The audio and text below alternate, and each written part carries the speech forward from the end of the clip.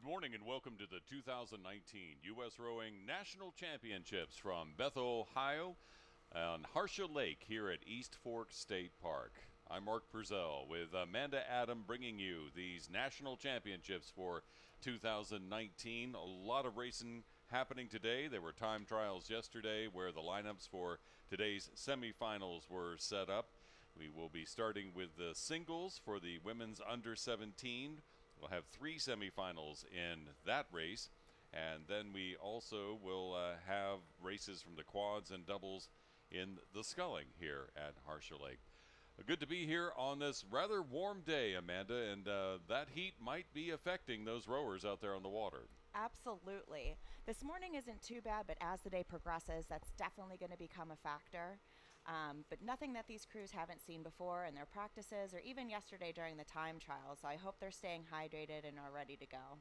And same for the spectators here on the beach at Harsha Lake, too. A great need to include that hydration as you are walking around the beach here. 77 degrees, feels like 80, with a relative humidity is 88%, so it's already thick early this morning on this 10th of July for the 2019 National Championships. The first race lining up to start here at any moment is the women's under 17 single semifinals. Three semifinals, top two boats will go to the finals. Sophia Stahl in lane 1 from Atlanta. Lane 2 is Savannah Kogan from CRI. Lane 3 is Anna Hodge from Great Miami. Lane 4, Sophia Coppola from Row America Rye. From lane 5, Hayden Evans, Y Quad Cities, and in lane 6, Isabel Bauman from Lake Lilanum. And they have started their race up there at the beginning, 2,000 meters down the course, a beautiful course here at Harsha Lake.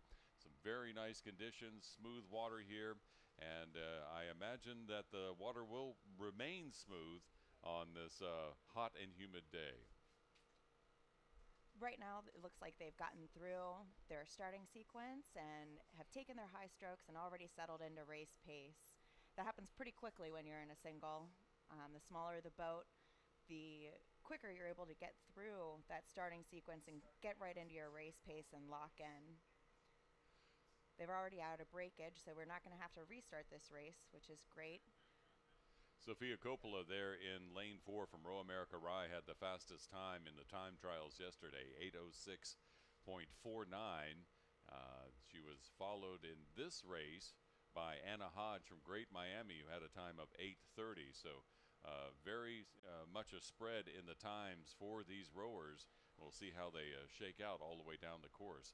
We have two cameras at the start line here on the streaming coverage. You'll be able to see this live stream all day today and the finals tomorrow, as well as Saturday and Sunday beginning at 8 o'clock here on the U.S. Rowing YouTube channel to be able to follow the competition here at Harsha Lake and to follow your favorite rowers.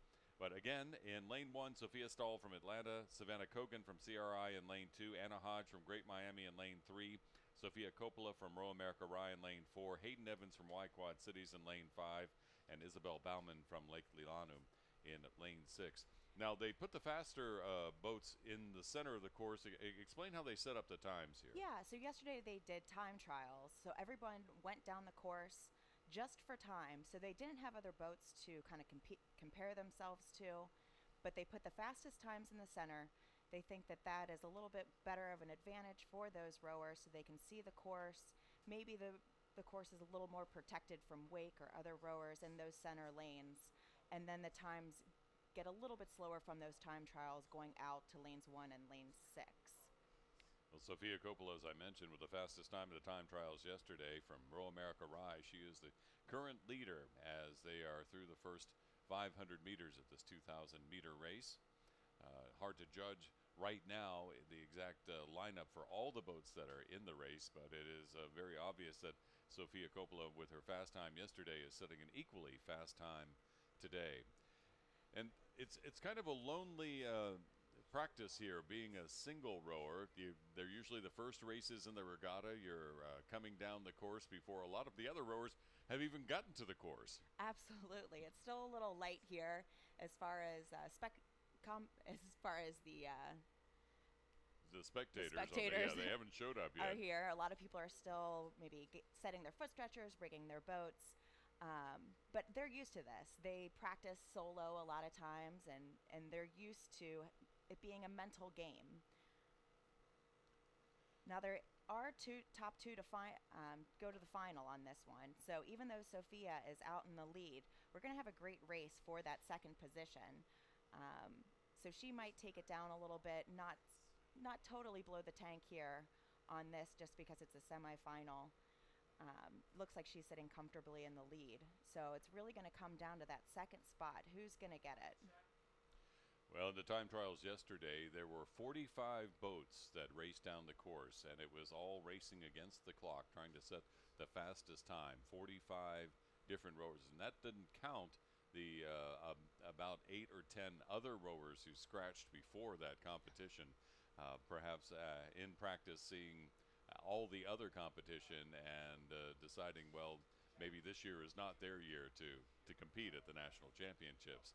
But out of that 45, of those 45 rowers, 18 of them are looking for those spots in the semifinals. Again, the finals for these races will take place tomorrow, beginning at 8 a.m. and with the singles starting out for those finals. Beautiful shot looking up the beach here and along the spectator line on the beach as this race comes around the corner of the point here at Harsha Lake. Beautiful lake that was built by the Army Corps of Engineers as part of the flood control along the Ohio River after the 1937 flood.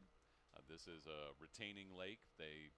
If the rains and water begin to move in excess or build up in excess, they'll hold the water here before they release it into the Little Miami River to eventually flow into the Ohio River. So this lake can have the water level come up significantly higher than you're seeing right now. Yeah, so right now you see some boats going up to the start. They're practicing, doing race cadence, making sure that everything's ready to go, doing a little bit of the start sequence, maybe some power tens. As they come around the point here, that's a great there of Anna Hodge and Hayden Evans in lanes 3 and 5 that are going to be competing for that second spot in the finals. As we get our first shot from the drone from high overhead, if I'm counting my lanes correctly, it looks like Anna Hodge may have an advantage over Sophia Coppola from Row America Rye. But again, the top two going to the semifinals, so as long as they are in the top two, they will be going to those finals. Coming close to the beach now, a beautiful course here. A lot of rowing happens here on Harsha Lake all season long in the warm temperatures. And a lot of championship regattas have been held here as well. And really making a statement after her showing yesterday, Anna Hodge from Great Miami just up in Hamilton, Ohio, a little north and east of the Cincinnati area.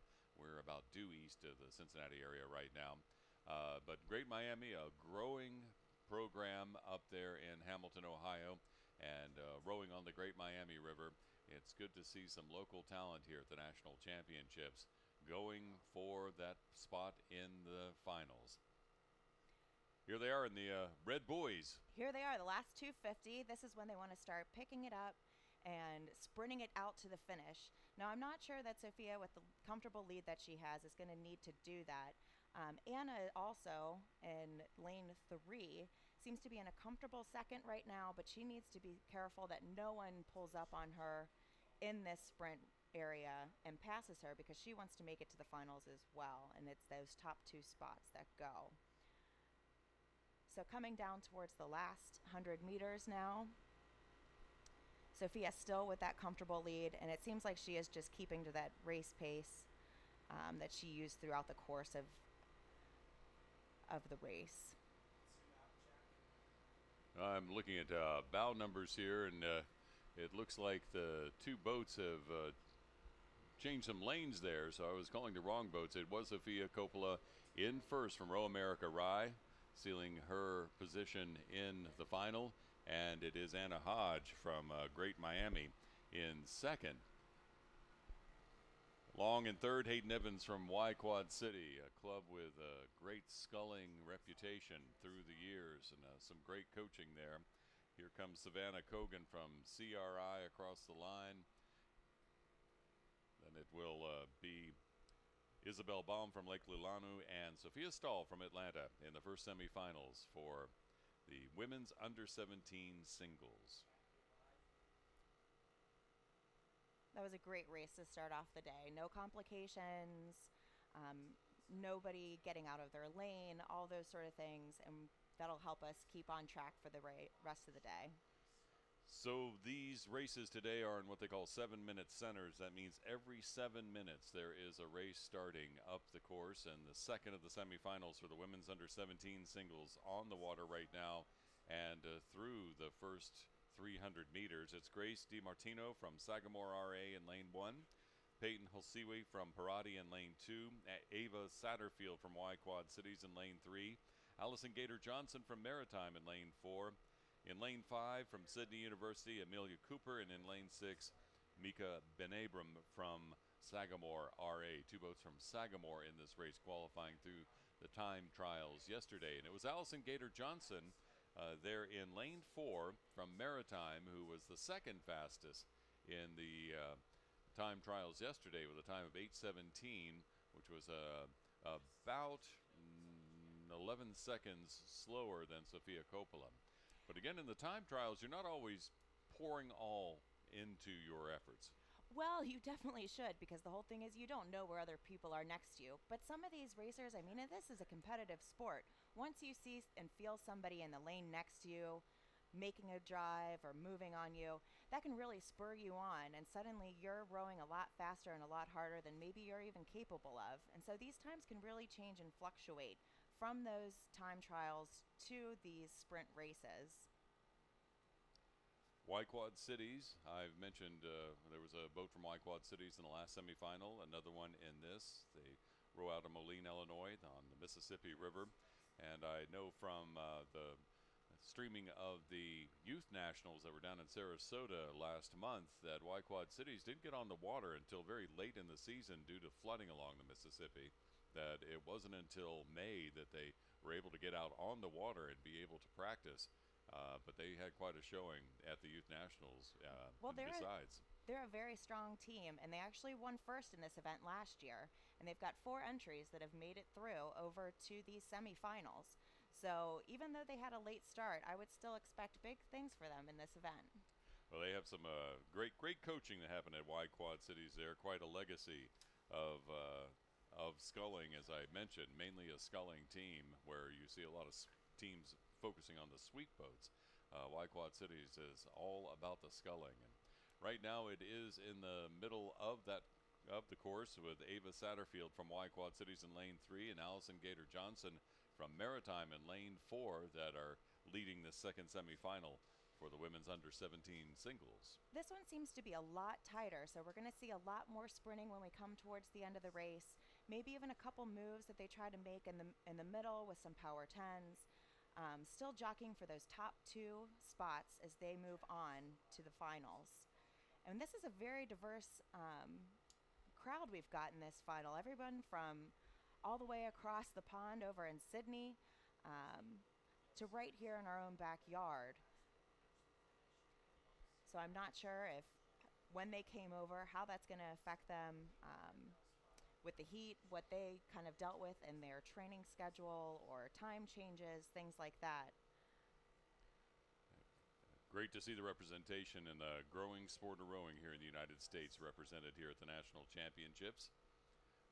From all across the country, East Coast to West Coast, North to South, rowing continues to grow and catch hold, and it is really a testament to see the level of competition here at these national championships, to see the wonderful development of this marvelous sport that really teaches dedication, determination, and teamwork.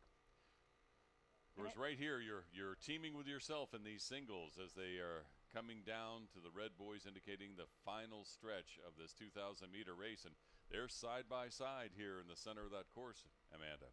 They absolutely are. This is really going to come down to the end, and they are heading towards that final 250. You can see the change in color of the buoys there from the white to the orange. that denotes the last 250. So we're going to see some big sprinting here from these crews. We've got, it seems like the two lead boats there now, maybe with a boat length. But that's not an absolute comfortable lead. They're going to have to make sure that they hold off. Is that, what lane is that out there? Is that Peyton or Grace? I believe that third is that's Grace DiMartino from Sagamore out there in lane 1. Coming down to the finish line in the second semifinals for the women's under-17 singles. These are the USRowing National Championships from Harsha Lake in Bethel, Ohio. Beautiful Claremont County, Ohio. A beautiful setting here at East Fork State Park. And some great racing to watch from the beach. As we see Allison Gator-Johnson from Maritime with about a boat length lead over Ava Satterfield from Y Quad Cities. Those top two boats will be going to the finals in the women's under-17 singles. And she did pick it up there towards the end, because even though the top two go to the final, this does also determine where they are in that final. And as we said before, those center lanes are the preferable lanes and where they're going to stack the teams with the fastest times in those center lanes and work their way out. Amelia Cooper from City University in third, and Grace DiMartino from Sagamore RA crosses the line next, followed by Micah Abraham from Sagamore RA, and then Peyton Holsiwi from Parati crossing the lines in the second semifinals.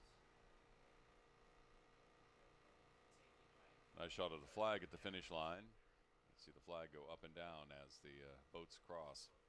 On to the third semifinal, the final semifinal for the under-17 women's singles, and it is a battle in the middle of the course right now for the lead in between Nadja Yaroshik from OKC HP Center, Lili Smith from City University, and Shaminas Chico from Parati.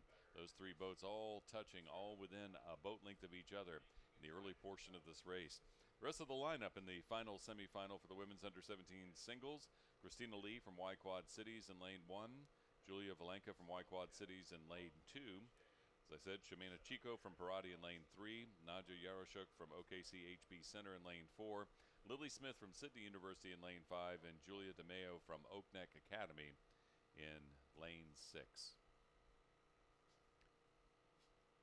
And just to provide some orientation and perspective in this lineup, lane 1 is closest to the middle of the lake, or furthest from the shore. And I think that's for our USRowing referees out there on the water. Amanda, you're a USRowing referee, but it's a lot easier as you're following a race to count 1 through 6 left to right than it is try to figure out from right to left. It does get confusing, and a lot of times they talk about that you're on the high side or the low side of the lake. But when it's a lake, it seems a little bit difficult to know what's the high side and low side. You figure it's all even out there.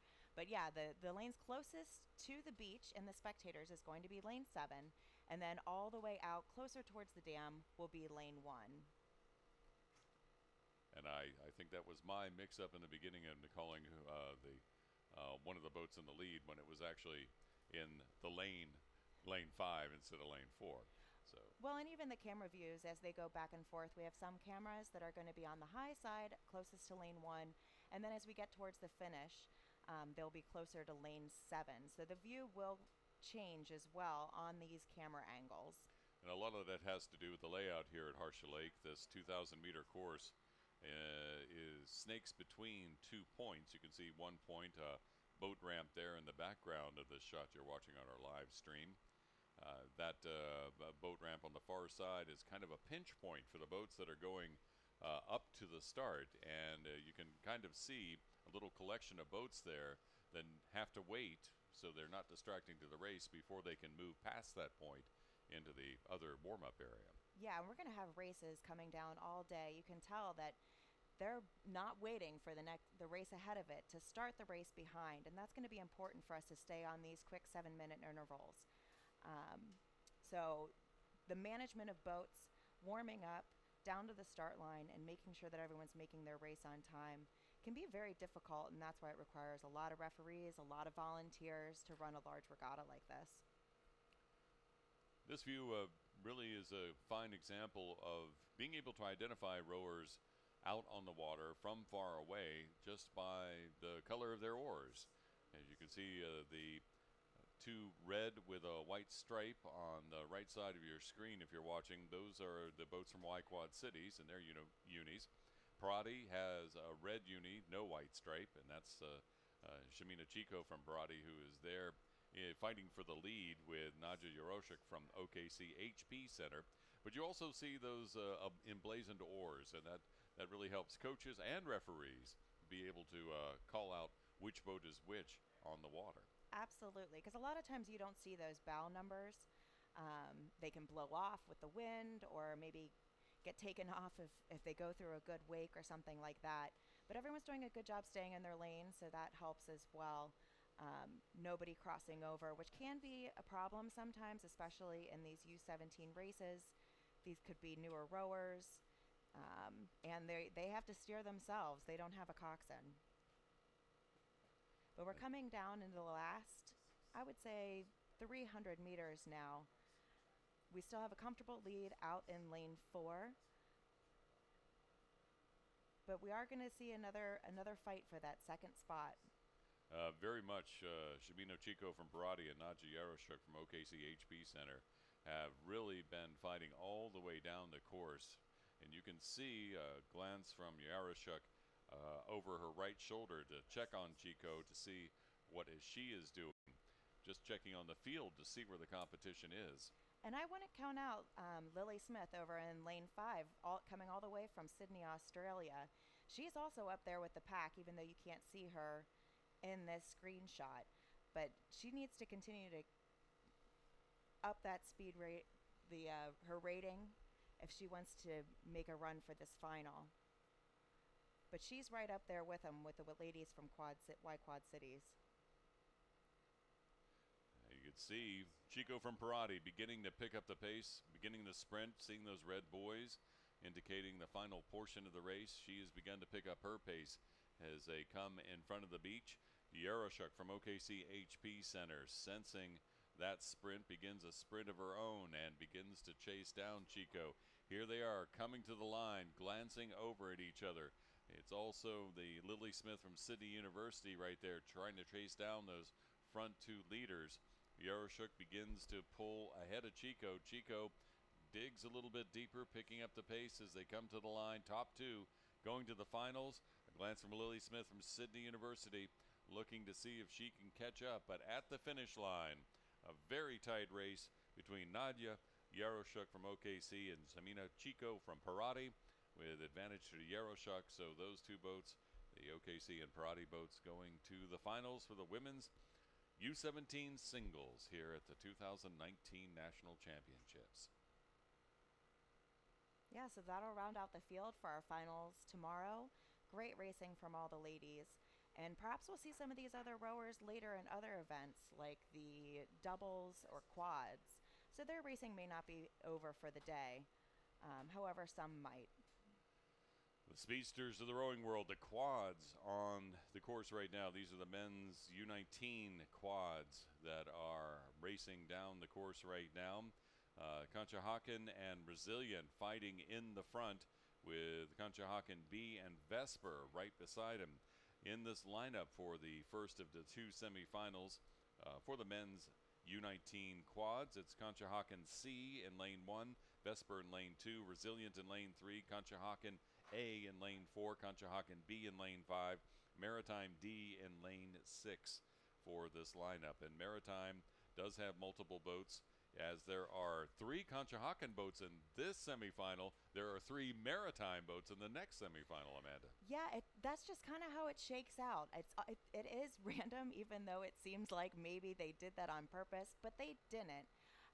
It is unfortunate because the top 3 do go through, so you could have all the kind of shocked-in boats go through. They got second last year in this event. So they have a great run and a great history here in the U19 4 quad. And you're really going to see some sprints at the end here, too. Very obvious when these quads begin to row hard and sprint towards the finish line. The difference in what we call fours and quads are the number of oars in the boat. Yeah, so there's sculling and there's sweep rowing. What we're seeing here is going to be sculling, where each rower has 2 oars coming out each side. Where sweep rowing, you would only have 1 oar. So that's where you would hear people say that they're either a port or a starboard. And that depends on what side their oar is sticking out on. But here these rowers have 2 blades, which is a little more difficult because you've got 2 catches, 2 finishes of all these blades that you're trying to synchronize and manage yourself and with your teammates. Twice as much opportunity to mess up. More opportunities for crabs, for sure.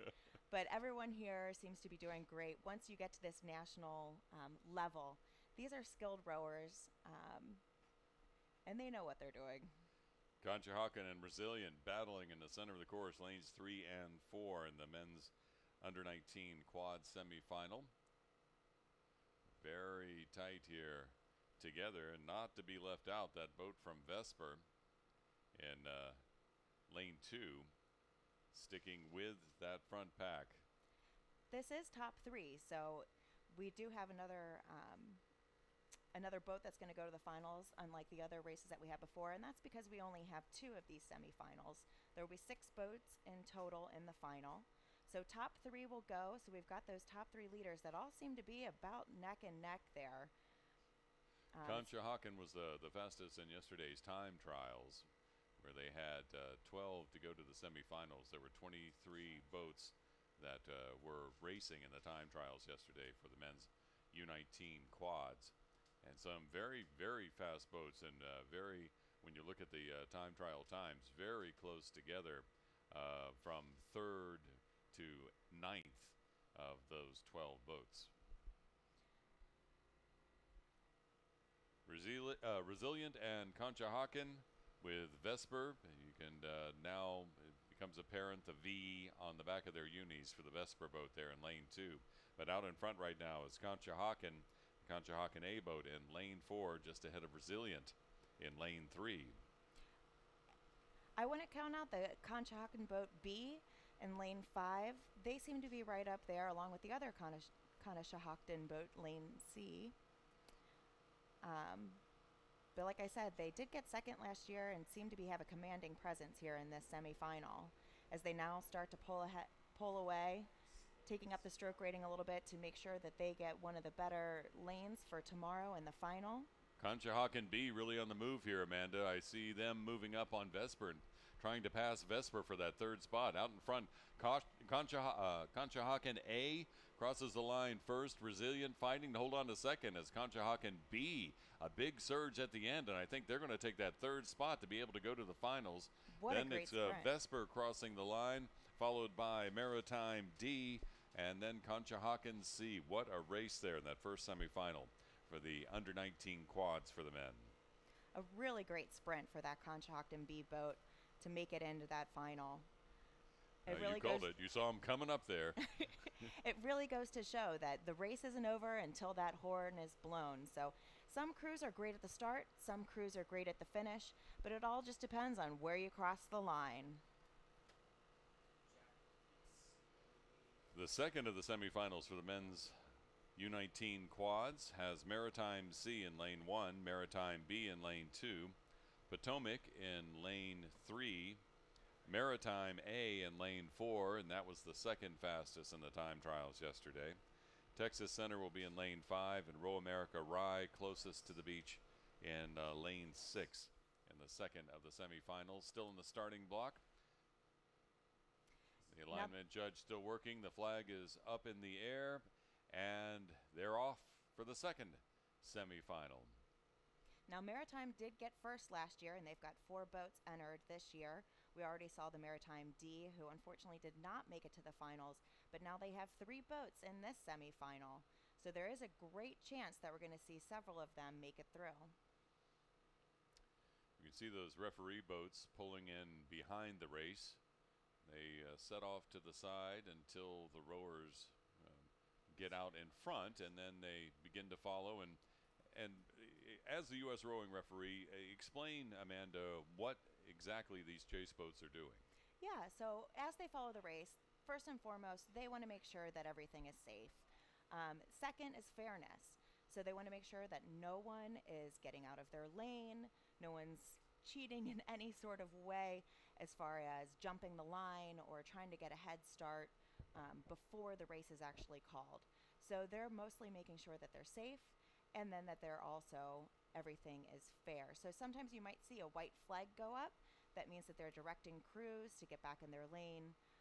If you see a red flag, that is not good, and that oftentimes means that the race is going to have to stop. But that typically only occurs in the first 100 for breakage. But now we're out of that, so this race is a go and going to make it down all the way the course. You really see those crews working hard in that previous shot, really throwing themselves into their strokes and really pulling hard as they had a real quick start. There's the early part of the race, the start, where you have a strategy to settle into race pace. You get the boat going and get it moving, and then you settle into the race pace for the middle, the middle half, if you may, or a middle third of the race, and then, of course, there's the big finish. And look at this battle up front right now, Amanda. Just quite a fight going on between lanes 3, 4, and 5. Lane 5, Texas Center, got out to a great start. But as they settle in, Maritime really had a lot of run in their boat and making a move on lane 5 to get that top spot. But Potomac, right next to them, the three of them still battling it out as they head towards the 1,000-meter mark. Again, the top three are going to the final. So all three of those crews could make it through. You're seeing Row America Rye also there in lane 6, making a good run and still not out of it by any stretch of the imagination. Row America Rye, based in Rye, New York, founded in 2013. They row on the Long Island Sound. They have 19 entries in these national championships this year.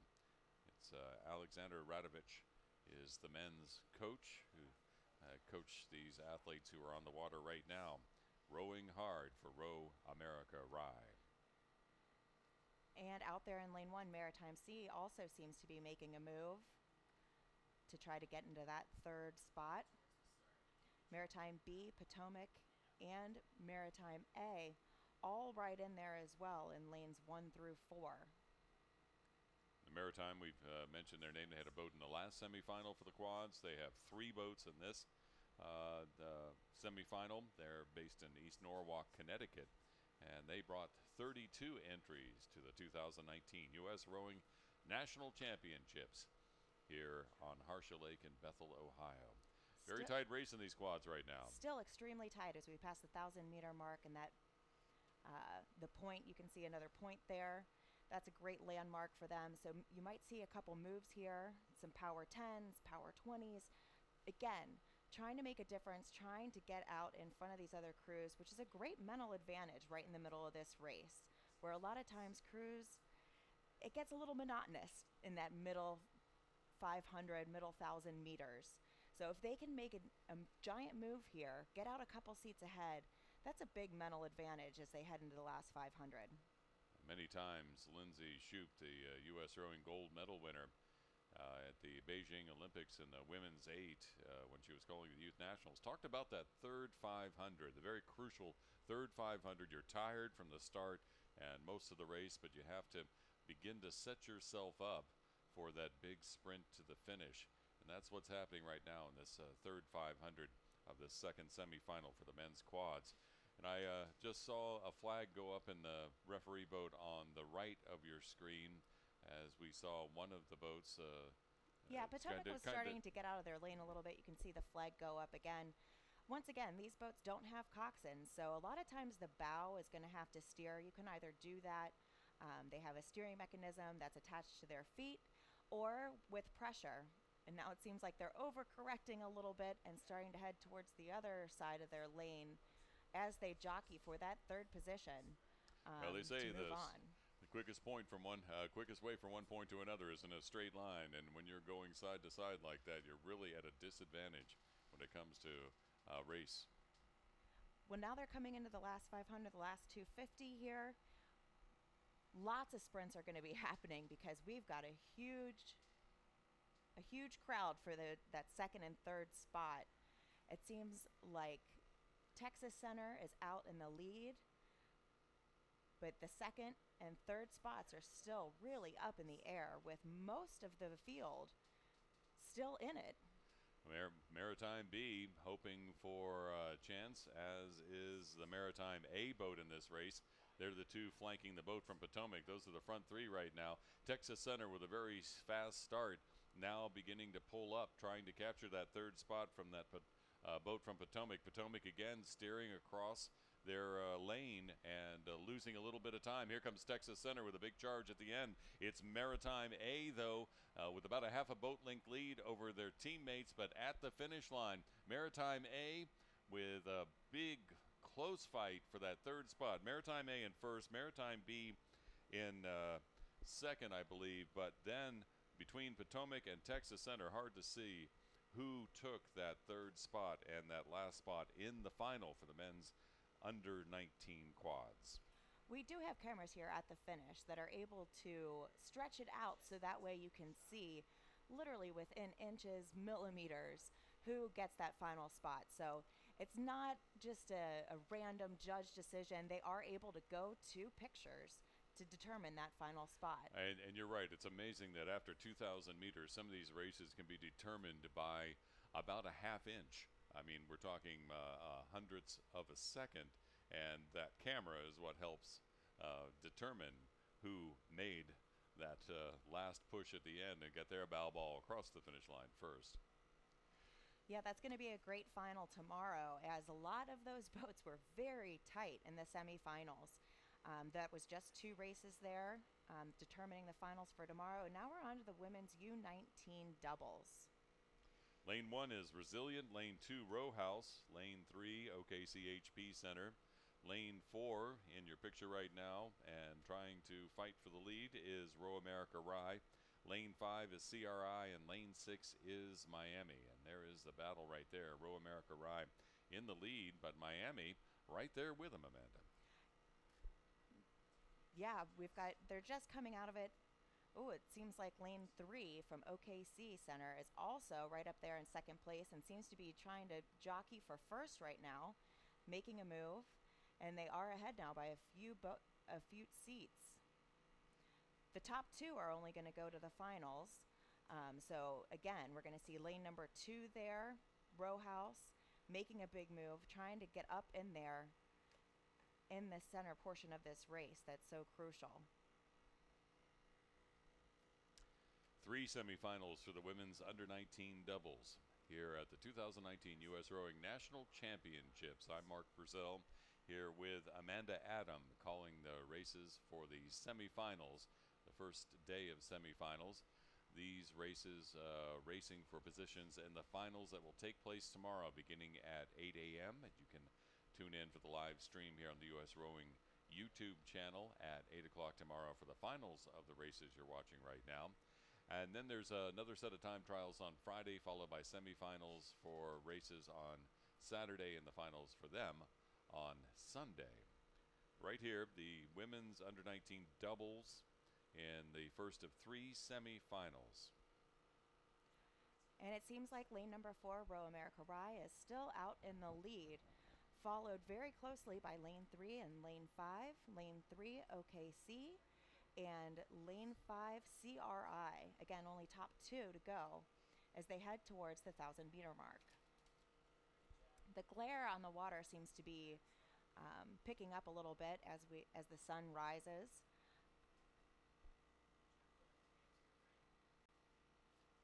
However, that's not going to affect these rowers too much as they're using the lane lines more to steer. But definitely for those referees trying to figure out who's coming down, it could affect them a little bit. Staring into that glare, at least the rowers are facing the other way and not getting the glare. Just watching those refs following them along. The Oklahoma City High Performance Center in Oklahoma City, Oklahoma, rowing on the Oklahoma River. Wonderful facility there. And the training site for the 2020 Olympic and Para-Olympics.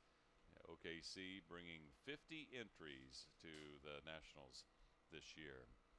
A big fine showing right now with their women's under-19 double. Fighting for the lead with Row America Rye and Row House. Fighting for the lead as well as that second spot, because remember, it's only top 2. It is not top 3, and we've got at least 3 boats right up there in the front as they head towards the 500-meter mark. So it's a little early to start sprinting right at the 500. They're not going to have enough in their tank to get all the way through that 500 meters. But they're definitely going to want to start sprinting early. So you might start to see them pick it up around the 300-meter mark to go, especially if they're out in that second, third position.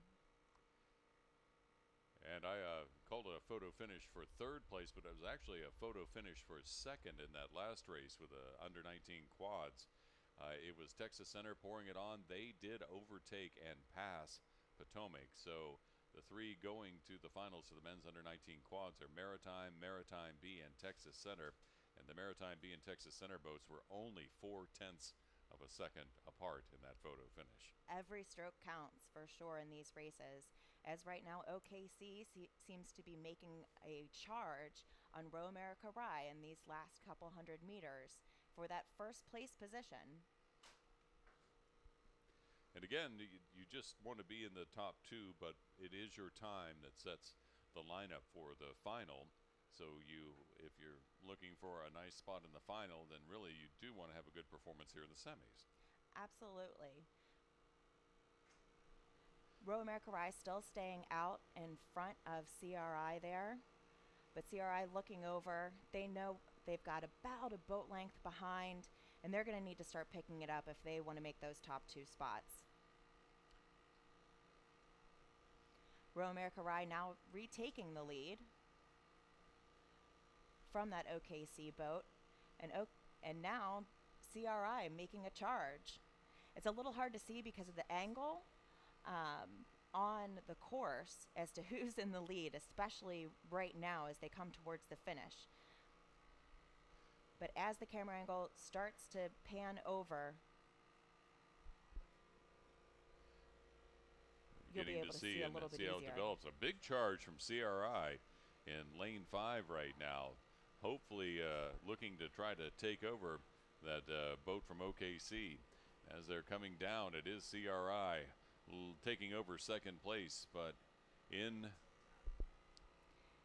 lane 3, OKC HP is handling control of this race for the doubles. And Row America Rye in second, and a fight for third shaping up between CRI and Row House. It looks like CRI at the end will overtake and come in third in front of the 4th place Row House. Well, Row America Rye and OKC advancing to the finals for the women's under-19 doubles. Again, sometimes it's hard to see with those bell numbers and the lanes. Right now they're not using lane 7. So if you see on that far side, up towards the point furthest away from shore, they don't use that lane a lot. Trying to maintain separation with the race. It's actually closest to shore, because depending on the water levels, the point at about 1,000 meters can sometimes get a little close. The second of the semifinals for the women's U19 doubles has Resilient in lane 1, Okonek Academy in lane 2, OKC in lane 3, Y Quad Cities in lane 4, Vesper in lane 5, and Detroit in lane 6. And it is Vesper with a good boat length lead early on over OKC and Y Quad Cities. Those 3 boats out in front, but none of these boats being left behind right now, with Okonek Academy right in the mix, as well as Detroit and Resilient early in the race. But quite a sprint out of the start for Vesper. Well, Vesper actually has a returning rower that competed in this race last year, and she got third. She's got a new partner in there with her, but she has the experience in this race as getting third last year, so she knows what it's going to take to make it to that final. Oh, Vesper, a club with quite a legacy. If you want to talk about having some experience, it was founded back in 1865 there in Philadelphia, Pennsylvania. It's produced 9 Olympic medalists. Famous boathouse there on Boathouse Row, and historically one of the most prestigious clubs in the world, the Vesper Boat Club out of Philadelphia. So they have quite a legacy to stand on and defend here in this race. Absolutely. They actually won the all points trophy last year, winning the men's points trophy and the women's points trophy. However, last year they had 32 entries. This year they've only got 14. So, not sure if they're going to be able to get that all points trophy again this year with fewer entries, but with a strong performance, they still have a shot. They were 8th fastest in the time trials yesterday, this boat from Vesper.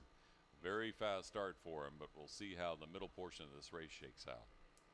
Again, only top 2 go to the finals.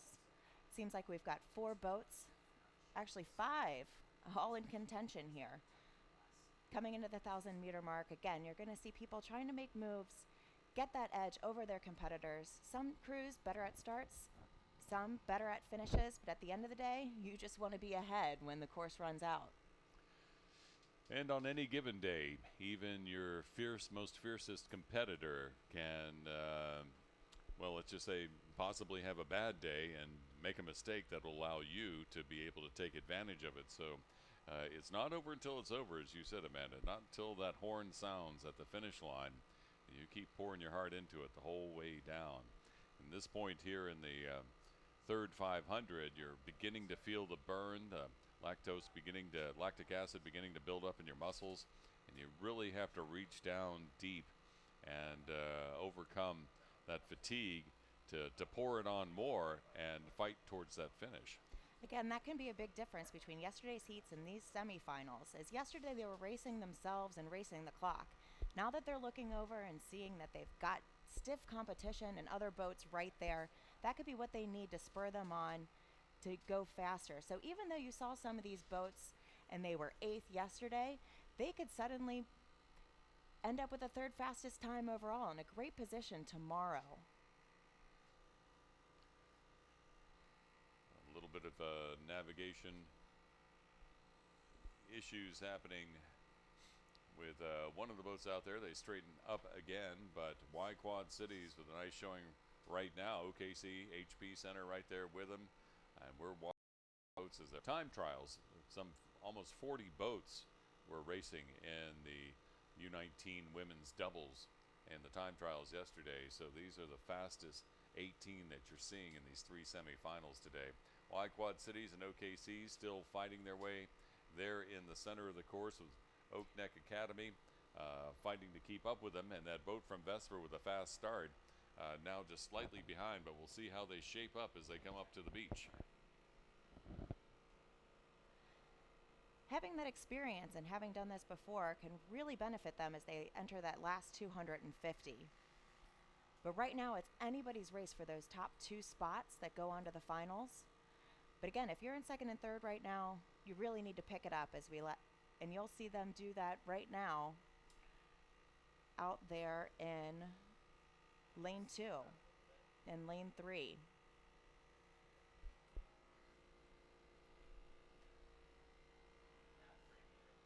Y Quad Cities still in the lead. A battle for that 2nd spot between OKC and Vesper. Vesper beginning to pour it on again here in the final 150 meters of the race. OKC Riversport feels that pressure from Vesper. They begin to pick up the pace too. Y Quad Cities still in the lead as they come down to the finish. Vesper looking over, glancing over, and with every stroke gaining some ground on OKC. OKC feeling that pressure, now beginning to dig in as well. And as they come to the line, it's Y Quad Cities with one of the spots to the finals. And it is OKC, it appears, holding on for that 2nd spot, with Vesper, that late charge, just not quite enough, running out of water. Here they come to the line with Detroit and Oak Neck Academy. Quite a race there in the semifinals for the U19 doubles. And the final 2 boats will be in this semifinal that's underway up the lake right now. Rockland in lane 1, California Yacht Club in lane 2, Potomac in lane 3, Vesper in lane 4, Y Quad Cities in lane 5, and Pocock in lane 6. It's the fast Vesper boat in lane 4 that qualified in yesterday's time trials as the 3rd fastest, and they are the one who's out to an early start right now in the center of the course, but they are being hotly pursued by Y Quad Cities.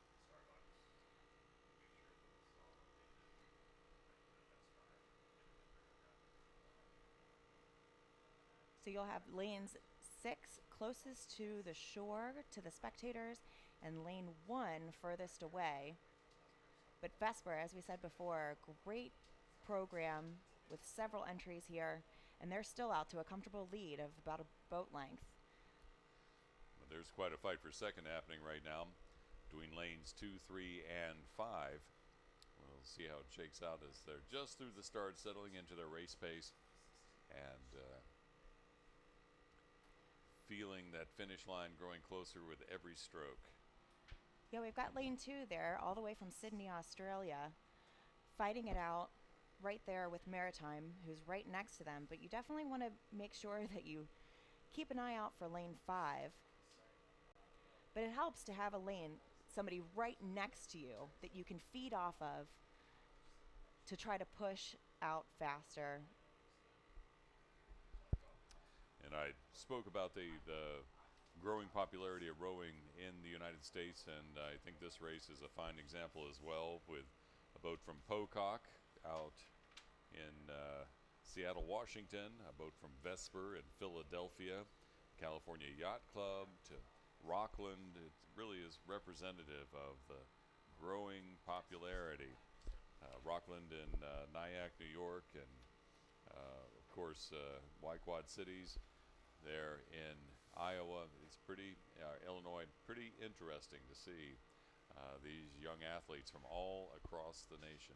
And that's one of the reasons why they picked this location, because it is here in the Midwest. So it's about a day or 2 drive for all of these crews, because a lot of them bring their boats with them, and the coaches or the rowers themselves and their parents, in this case, have to drag them from all parts of the country here to Bethel, Ohio.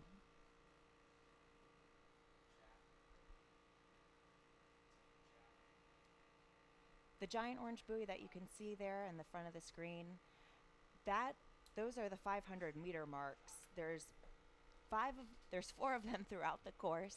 So there's one at the start, there's one at 500 meters, 1,000, and 500 to go. So that's a great marker for the rowers, because the course, they usually break it down into 4 parts: the start, the second 500, the third 500, and the last finish 500. So when they see those, they know where they are, and they kind of hit a reset button and consider it another 500 meters that they have to get through.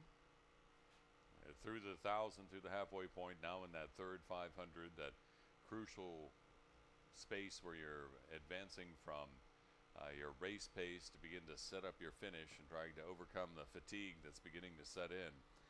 These athletes burning an incredible amount of energy in every race. They say in one 2,000-meter race, these young athletes burning as much energy as you do playing 2 full games of basketball. So a lot of energy, a lot of power, a lot of physicality, and conditioning is needed in these races. Quite a fight going on here between the boat from Vesper and Y Quad Cities. Not left out of it is the boat from Potomac. They're in lane 3 and not far behind the California Yacht Club as well, as they proceed down the course with 500 meters to go in this final semifinal for the women's line. But that boat in lane 4 from Oak Neck Academy, McNicholas and Bressel, looking very strong in this semifinal as they head towards the finish line. Conshohocken continuing to pour it on as they have moved past Maritime and have taken over that second spot. It'll be Conshohocken with a second spot to the finals in this semifinal for the men's U17 doubles.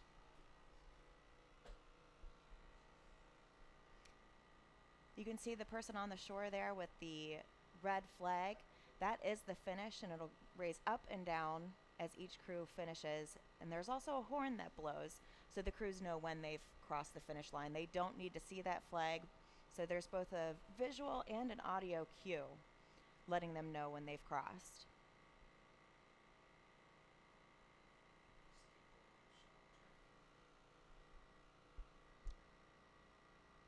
You're watching live streaming of the 2019 U.S. Rowing National Championships. We're at Harsha Lake in Bethel, Ohio. I'm Mark Purcell here with Amanda Adam. We're calling these races that are going off every 7 minutes and coming down the course. The morning of semifinals, there'll be a lunch break, and then the racing will continue this afternoon. This next battle is the semifinal number 2 for the men's under 17 doubles. See the boat from Utah right now in the lead over Belen Jesuit, and the boat from Maritime spread out across the course there. Very strong start for Utah. The rest of the race lineup: lane 1 is Miami, lane 2 is Miami as well, Oak Neck Academy with lane 3, then Utah, Belen Jesuit, and Maritime. And you can see a good shot of the field right there, but that boat from Utah you're seeing on your screen right now, very fast start, but as we've seen in some of these races, those fast starts aren't always a fast finish. No, some teams come out a little too strong and a little too fast, but aren't able to sustain it throughout the course of the race. 2,000 meters is a long way when you're out there in these doubles. So it's gauging what race pace to go down at. Too fast, and you're not going to be able to sustain it. It's going to be too hard and too fast. We're not seeing knocking things off the table here at the finish line. We're looking up the course, watching this race unfold. Again, the shots go from one side of the course to the other due to the layout of this course. There's a couple of pinch points. As a matter of fact, in this shot, you can see that pinch point, Amanda, right there at the point. You have to wait till the race passes for your boat to go by because you're so close to that first lane. And there are some of the 8s that we'll see racing in a bit, moving their way up towards the warm-up area. And the finish as this semifinal for the men's under 17 double continues down the course.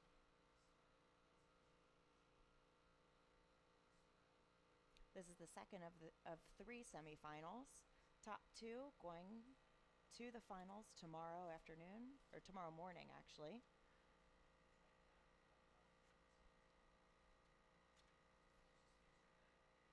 Utah crew in Salt Lake City, Utah.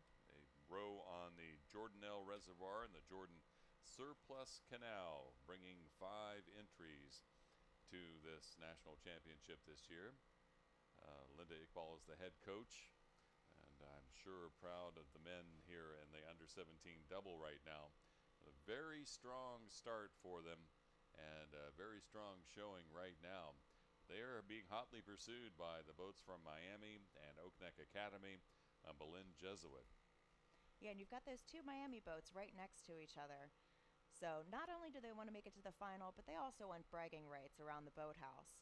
This isn't their first time racing against each other. I'm sure they do it every day in practice.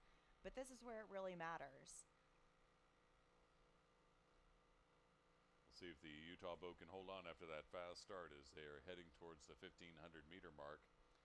Seems like Oak Neck Academy is dying out a little bit there in between the Miami boat and that Utah boat.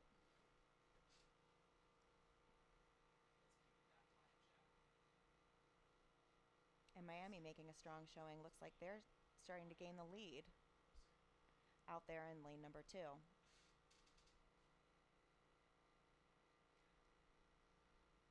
Only top 2 to finals, and certainly I think can happen in these sprints. The smaller the boat, sometimes it seems like the quicker they're able to make moves, as there's only 2 rowers to synchronize.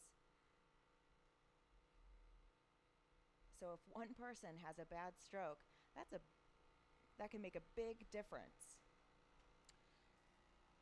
You're You're really watching these rowers looking for that synchronization between when their oar enters the water and exits. Synchronization as they move forward and back for the stroke and forward for the recovery. And here they come into the finish portion of this race. Utah with a fast start, still looking strong. The boat from Miami in lane 2 beginning to exert themselves. Oak Neck Academy in between, and the Belen Jesuit also trying to fight. Again, just 2 going to the finals from the semifinals for the men's U17 doubles. Oak Neck Academy really coming on strong here in the last 200 meters of this race. It's going to be a battle for that second spot to the finals as only 2 teams advance. Miami looking very strong. Oak Neck Academy trying to battle with them, but Utah still in the lead in the final meters of this race. Miami really beginning to pour it on. Here's Oak Neck Academy turning up the volume and beginning to pick up the pace of their strokes. Utah trying to fend off these hard charging boats. Meanwhile, Belen Jesuit in lane 5 stroking hard too, trying to catch up. A big push from Oak Neck Academy here towards the finish line. Utah trying to cover and hold on to first, and they do. Then it's Oak Neck Academy and Miami, who was chasing both those boats down, looking very strong at the end, but ending up losing to that boat from Oak Neck Academy for that second spot to go to the finals. Then crossing the line, Belen Jesuit with a very fine showing. Here comes Maritime and the other boat from Miami. Fantastic sprint by Utah and Oak Neck Academy right there at the end to make it to that first and second spot to beat out Miami. Pretty amazing to think of, all the work that they had done getting up to that point, Amanda, and then having that energy, being able to reach deep down inside and have the conditioning to be able to pour it on and do it while maintaining that synchronization. It's just amazing to see. Well, that's why there is athletes. some strategy to the race course. Some people just think you go down at one speed and that's it. But no, there are moves that are occurring. There is a strategy that the coaches and these rowers have developed, and you can see it really paid off there for Utah and Oak Neck Academy, and as they had great sprints towards the end. Only 2 spots left in the final for the men's under 17 doubles. 2 of these 6 boats coming down the course right now will be going to the final here at the National Championships. The lineup is Texas Center in lane 1, Maritime in lane 2, Conshohocken in lane 3, Y-Quad Cities in lane 4, Maritime in lane 5, and Resilient in lane 6. So 2 Maritime boats, lanes 2 and 5, and in this final semi-final. And these boats still in the early portion of this race very close together. But Maritime in lane 2 battling for that lead with Conshohocken in lane 3. And meanwhile, the fast qualifier for the semifinal, Y-Quad Cities, right there in touch with them as well. Yeah, we're going to have another close race, especially early here as they settle into their race cadence. But just like we saw before, just because you're in the lead at the first 500 or even in the 1,000 does not mean that you're going to win the race. So all crews sticking to their race pace and their race plan.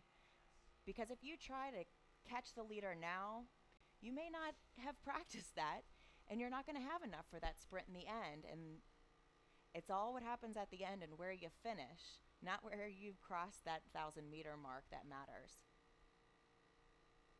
And sticking with the game plan, too, because a lot of times your body's remembering that conditioning, remembering that game plan that you practice so much, and trying to replicate that and have that muscle memory for the race. And we're talking all the way down those 2,000 meters of the race to make sure that you can respond when you need to respond, but not to over-respond too early, as you were saying. Absolutely. Adrenaline is high.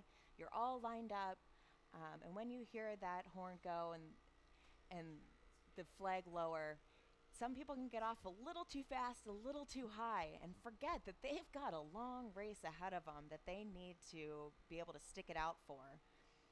But right now they're in the middle of the race, so those jitters have worked their way out, but it's still too far to start sprinting. So again, sticking to that race plan and really just battling out. This is where they grind it hard. And this is a mental game in that third 500. The lactic acid is definitely burning now for these rowers, but they still have a lot of race ahead of them. It's what you do in this third 500 that can oftentimes make or break a crew. Having that little bit of energy so that, as we saw in one of the earlier races, you have that little bit put behind the oar when you get it in the water there at the finish line to have your 0.4 of a second advantage to slip into the finals. This race still reasonably close as they're in that third 500. Top two go to the finals. This is the last of the 3 semifinals. We've had several maritime crews in these semifinals, 2 in this race, lane number 5 and lane number 2. And both of them still seem to be sticking it out and still in contention for one of those top 2 spots. But you've got Texas Center out there, and it looks like they even have the Texas flag coordinated into their unis on. Very proud of their flag in Texas. Even on their oars, very distinctive and easy to pick out from a distance, and that's what you can really appreciate as both a spectator and a USRowing referee. The battle in the middle between Conshohocken and Y-Quad Cities continues. Texas Center trying to maintain their contact with that mix, as is Maritime, as are both boats from Maritime. The boat from Resilient slightly off the pace, but in the center of the course, it's Conshohocken in lane 3, looking very strong right now. But Y-Quad Cities not letting them slip that far away.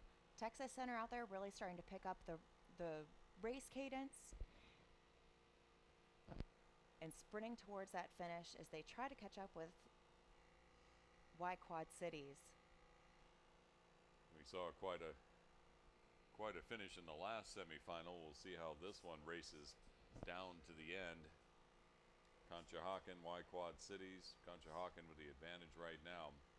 But as we saw before, just because you're in the lead doesn't mean you're going to make it to the finals if these other crews are really able to turn it on in these last 250 meters. So Maritime beginning to turn it on for sure too. Texas Center picking up the pace. Y-Quad Cities trying to catch up and pass Conshohocken. Maritime continuing to move forward too. The final 150 meters, Maritime digging in lane 5.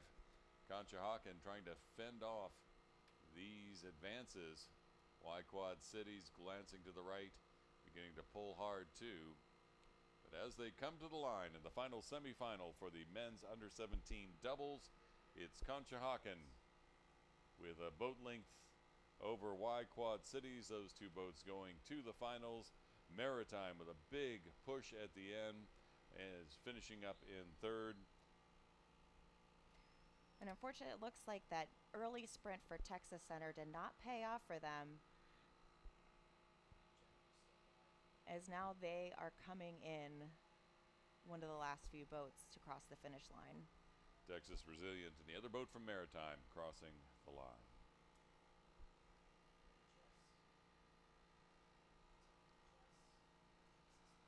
And now we're on to the women's 8s. These are the largest boats you're going to see today, as there are 8 rowers and a coxswain. These are also the first cox boats we're seeing today. Going from the sculling to the sweeping, Amanda. Yeah, so these rowers are only going to have 1 oar instead of 2 like you'll see in the sculling events. The blades seem to be a little bit longer and bigger. So in the lineup here for the first of the semifinals for the U19 8s, Potomac in lane 1, Sammamish Association in lane 2, Saugatuck in lane 3, U17 Development Camp in lane 4, Ready Set Row in lane 5, and the CRI B boat in lane 6. These are the women's under-19 8s. The semifinal top 3 going to the final. We saw them moving towards the towards the start a few minutes ago, and good to see them racing down the course right now. Ready, Set, Row, based in Raleigh, North Carolina, has 18 boats here today. They're in lane 5, and they are there in those blue boats right now. The blue boat in the middle that you see between these two other boats, the one from the U17 Development Camp and the Saugatuck boat. Last year, Ready, Set, Row placed 5th in this event, so they did go to the finals. We have the top 3 finishers here will go to the finals. So they've been here before. Even though they're not in first, they know what it takes to get to a final. The U17 Development Camp boat in lane 4 on your screen right now, the one in the lead right now, and trying to pull away from the rest of the pack. They have almost a boat length lead over Saugatuck and Ready, Set, Row right now. Then it's a battle setting up between Sammamish and Potomac in lanes 1 and 2 on the far side, and the CRIB boat there in the mix as well. The U17 Development Camp boat that you see in the lead right now, fastest in the time trials yesterday, with the Saugatuck boat, this other fast boat in this race, or the faster boats in this race, close in time to the boat from Ready, Set, Row. So it'll be quite a race here at the end as these big boats come flying down the course here at Harsha Lake. Now, the U17 Development Camp pulls rowers from all across the country to make up their quad, or to make up their squad, if you will. Of course, the development camp trying to find and develop very strong, very fast rowers to perhaps eventually be on the Olympic team when the USRowing Olympic teams begin to be formed, looking for the fast rowers, and these development camps help identify and develop those rowers. Yeah, it's just one of the many steps that USRowing has set up to make USRowing such a dominant force to be reckoned with, especially within this women's 8. The women's 8 has competed very well in the Olympics, winning gold multiple times. So having a strong program like this and a funnel to develop these rowers is crucial if we want to continue winning golds at Olympics. Well, the U17 Development Camp boat very strong in this race right now in this semifinal. Out in front, Saugatuck pursuing, as is Sammamish and Ready, Set, Row. We're still going to have a great race for third place here as the top 3 go to finals. And it looks like it's definitely not a lock for who's going to come in that 3rd spot. Entering now the last 500 meters. These 8s are faster than some of the smaller boats we've seen today, as they have more rowers. But still, that same lactic acid burns inside of them as they enter the last 500. The burn is the same for certain. A lot of times you can hit higher stroke ratings as well with more rowers. So you might see them pick it up even more. The stroke rating is just how many strokes per minute they can get through the water. Too high, and you might just be spinning your wheels. Too low, and you're not going to get enough strokes in to beat the other crews. Well, the U17 Development Camp boat very strong and dominating this semifinal, the first of 2. The women's under-19 8s. There are 3 spots available right now. Saugatuck looks to be in 2nd place there. Now picking up their stroke rating and pulling away more from Ready, Set, Row. Ready, Set, Row trying to counter, though. U17 Development Camp leading from the beginning and remaining strong as they plow towards the finish line. Ready, Set, Row and Saugatuck hot on their trail, but it will be the U17 Development Camp barring any misfortune between here and the finish line, that'll be advancing to the final. We'll see which other two boats go right now. Ready, set, row, looking very strong and smooth as they head towards the finish with Saugatuck right there with them. But at the finish line, it's the U17 Development Camp boat crossing first and heading towards the finals with Ready, Set, Row in second. And despite a big push at the end, Saugatuck still holding on for third. Now look at this battle for fourth between Potomac and Sammamish as they're coming down to the line. Sammamish with an advantage, Potomac trying to catch up with them, but Sammamish crosses the line first, and here comes the CRI B boat in the first of the two semifinals for the women's under 19-8s.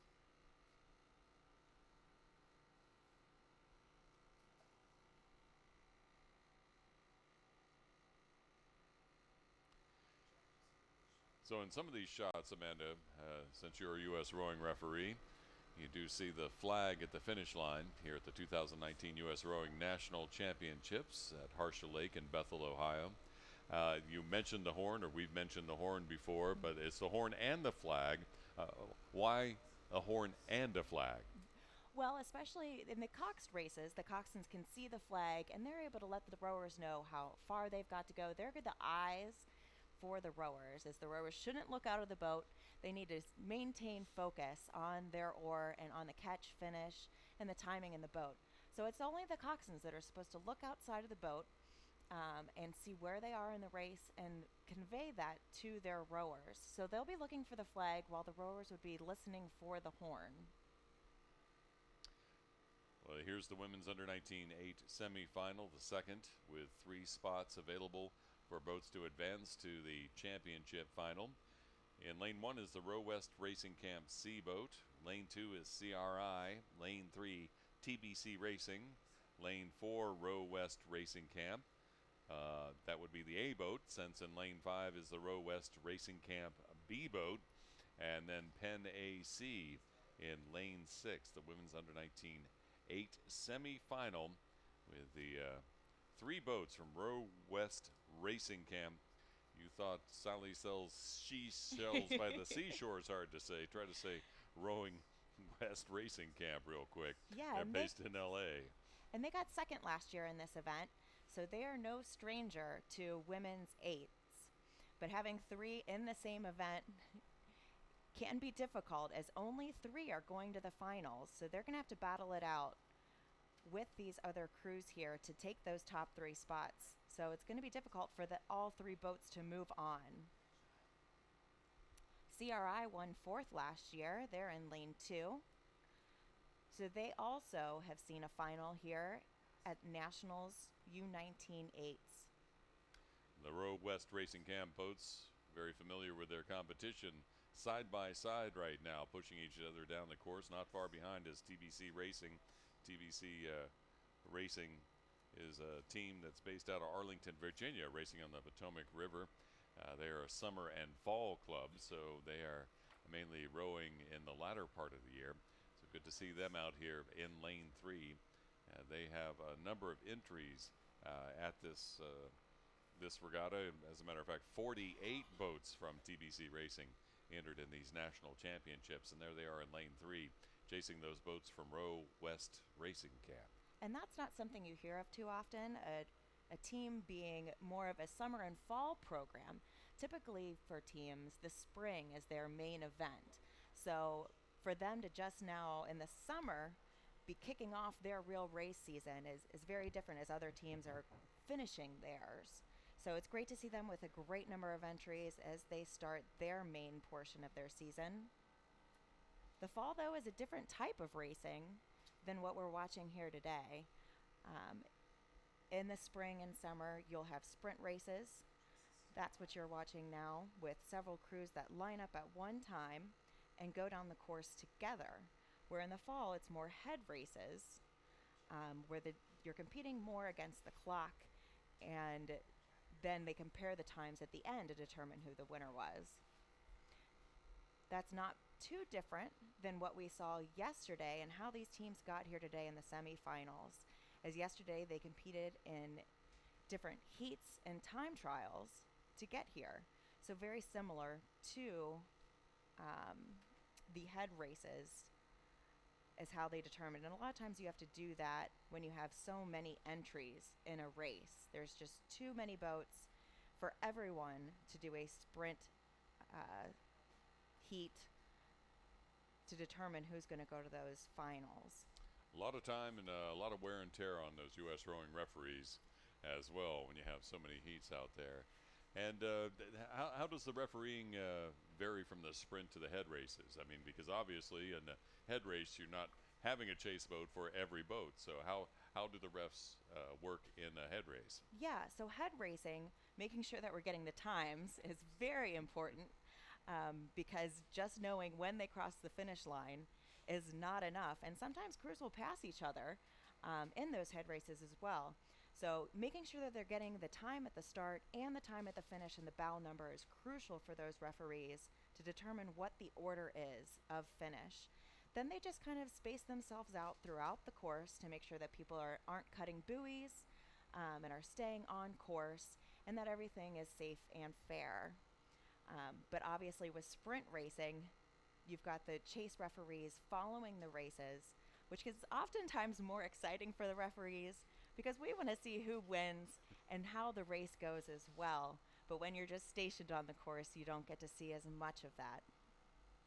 The Row West Racing Camp A boat in the lead here in this second semifinal for the women's U19 eights, closely pursued by Tbc Racing and CRI.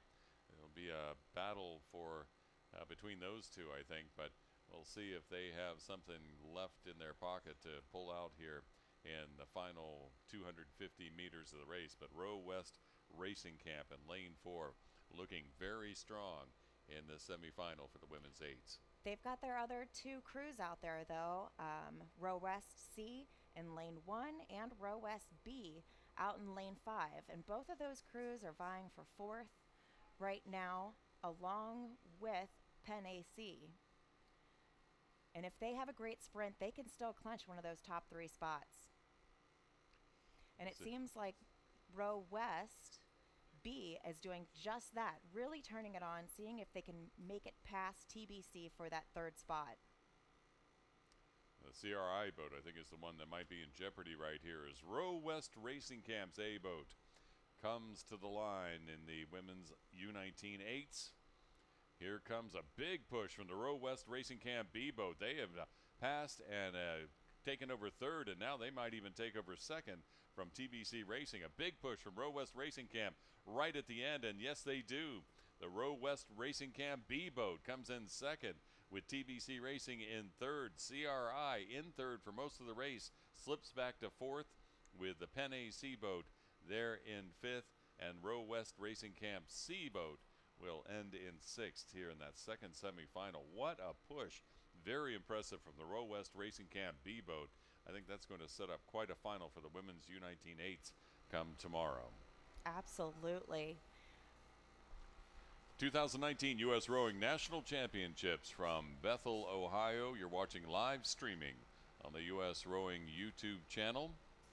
I'm Mark Purcell here with U.S. Rowing referee and rower Amanda Adam, calling the races as they come down every 7 minutes. We're doing semifinals today. There will be finals for these races that you're watching today. The finals will be tomorrow beginning at 8 o'clock, 8 a.m. We will begin broadcasting again on the U.S. Rowing YouTube channel. From the 8s to the 4s, let's cut those boats in half for the men's U19 4s, semifinal 1 of 3. Oars in lane 1, CRI C in lane 2, TBC Racing C in lane 3, Row America Rye in lane 4, CRI D in lane 5, and CRI F in lane 6. So at least 6 boats from CRI competing in the men's U19 4s here at these 2019 National Championships. And what a showing right now from the Row America Rye boat in lane 4. They are making a statement here at the very beginning and are out open water lead over the rest of the pack in the first 500. A lot of times getting out to that strong start and a strong lead at the very beginning really sets them up great mentally for the rest of the race, because now not sit back, but definitely not be as worried about their spot to make it to the finals. And they can kind of watch everyone else jockey it out for that other spot to go to the final. They're in control. If they need to bring it up, they can, but they can kind of sit back a little bit more comfortable in that strong lead as they have several boat lengths between them and the other crews.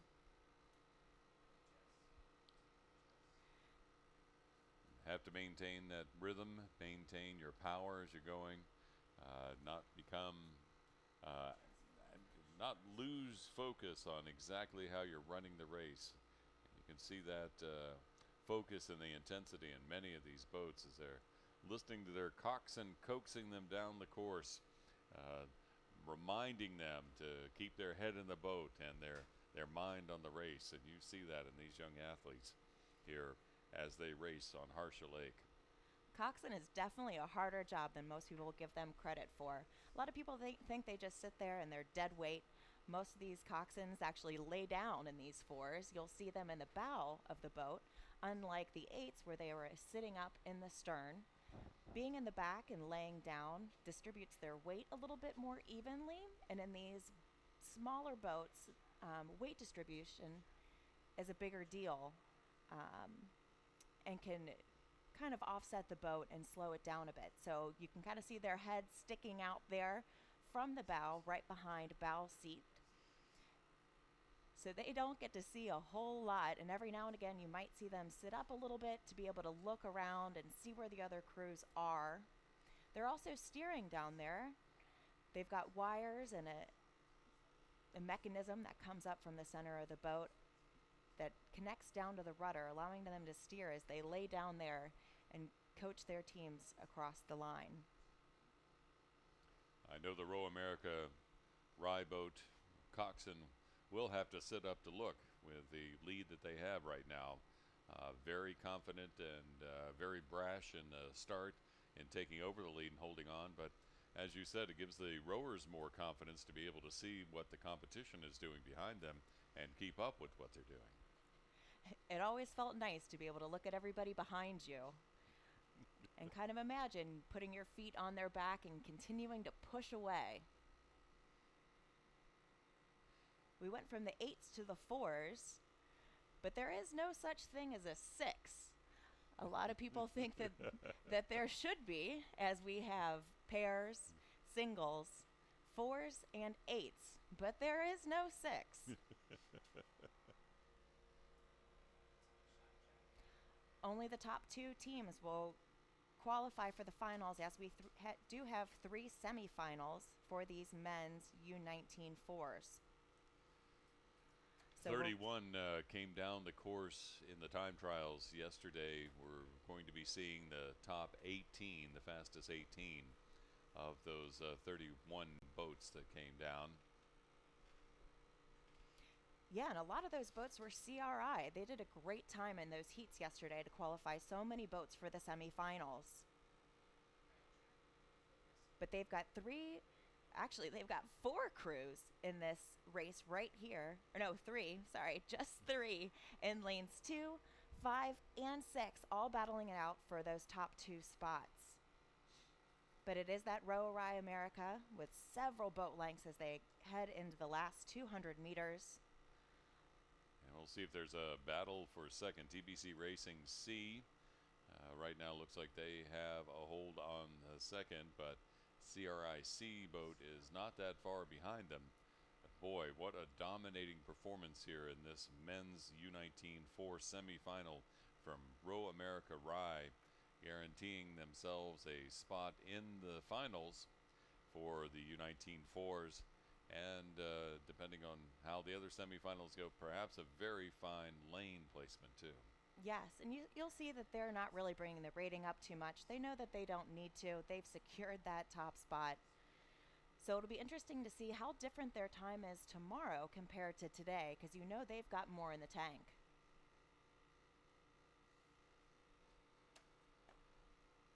Here comes TBC Racing C, the other qualifier, with a CRI boat trying to chase them down to get a spot. CRIC following in 4th with oars edging out the other CRI boat at the end by just a bit.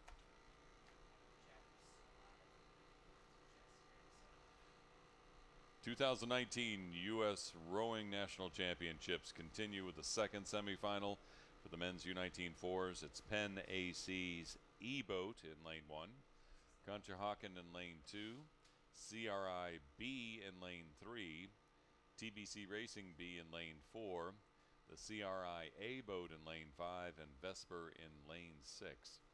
And I can imagine the CRI B boat is probably have been giving their teammates a little bit of grief since the A boat had a slower qualifying time than the B boat. But being teammates, I know they're probably still fiercely competing both between themselves and amongst the other teams. But here they come, the second semifinal, 2 to the A final for this national championship.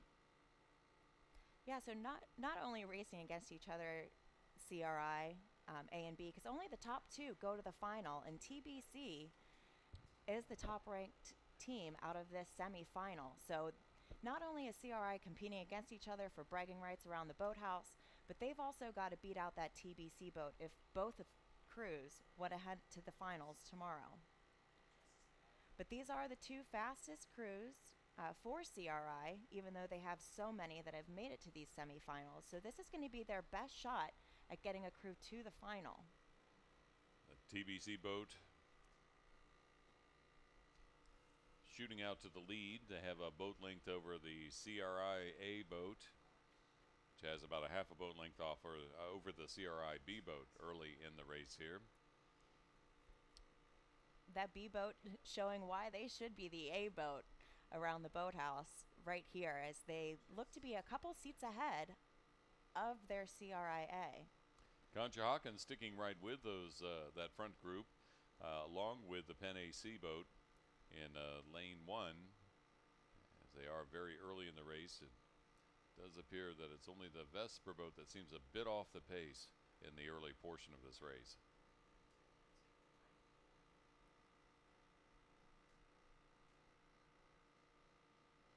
And it's continuing to heat up here in Bethel, Ohio. We're going to have a hot one today.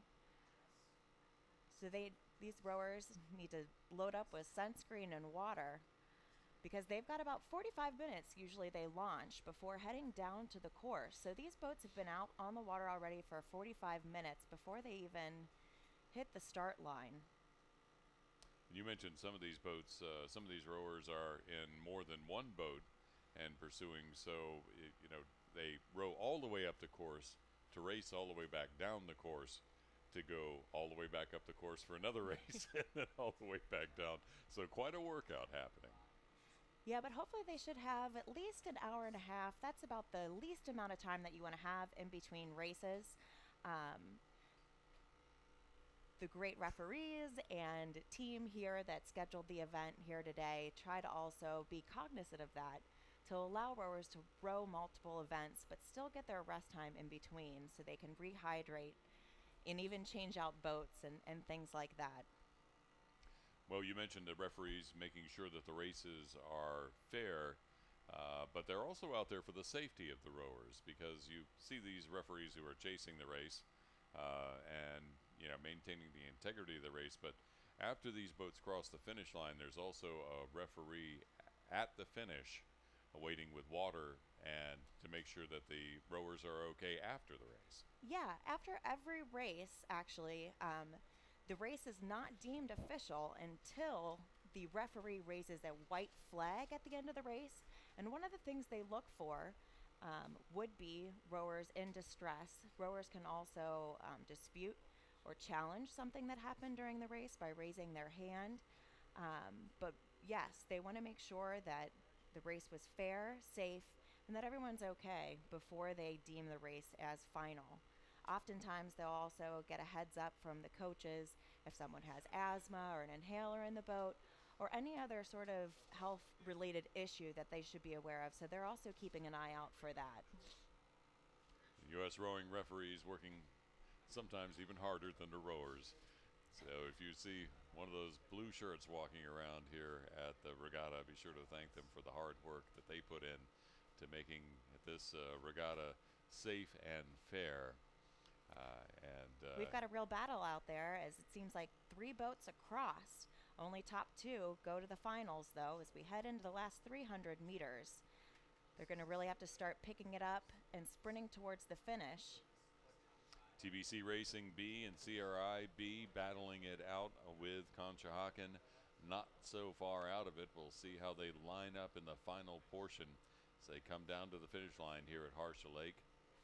In the meantime, it's Penn AC and the CRI A boat out there that are battling as well for the 4th place. But right now, out in front, Tbc Racing B with CRI B and Conshohocken trailing.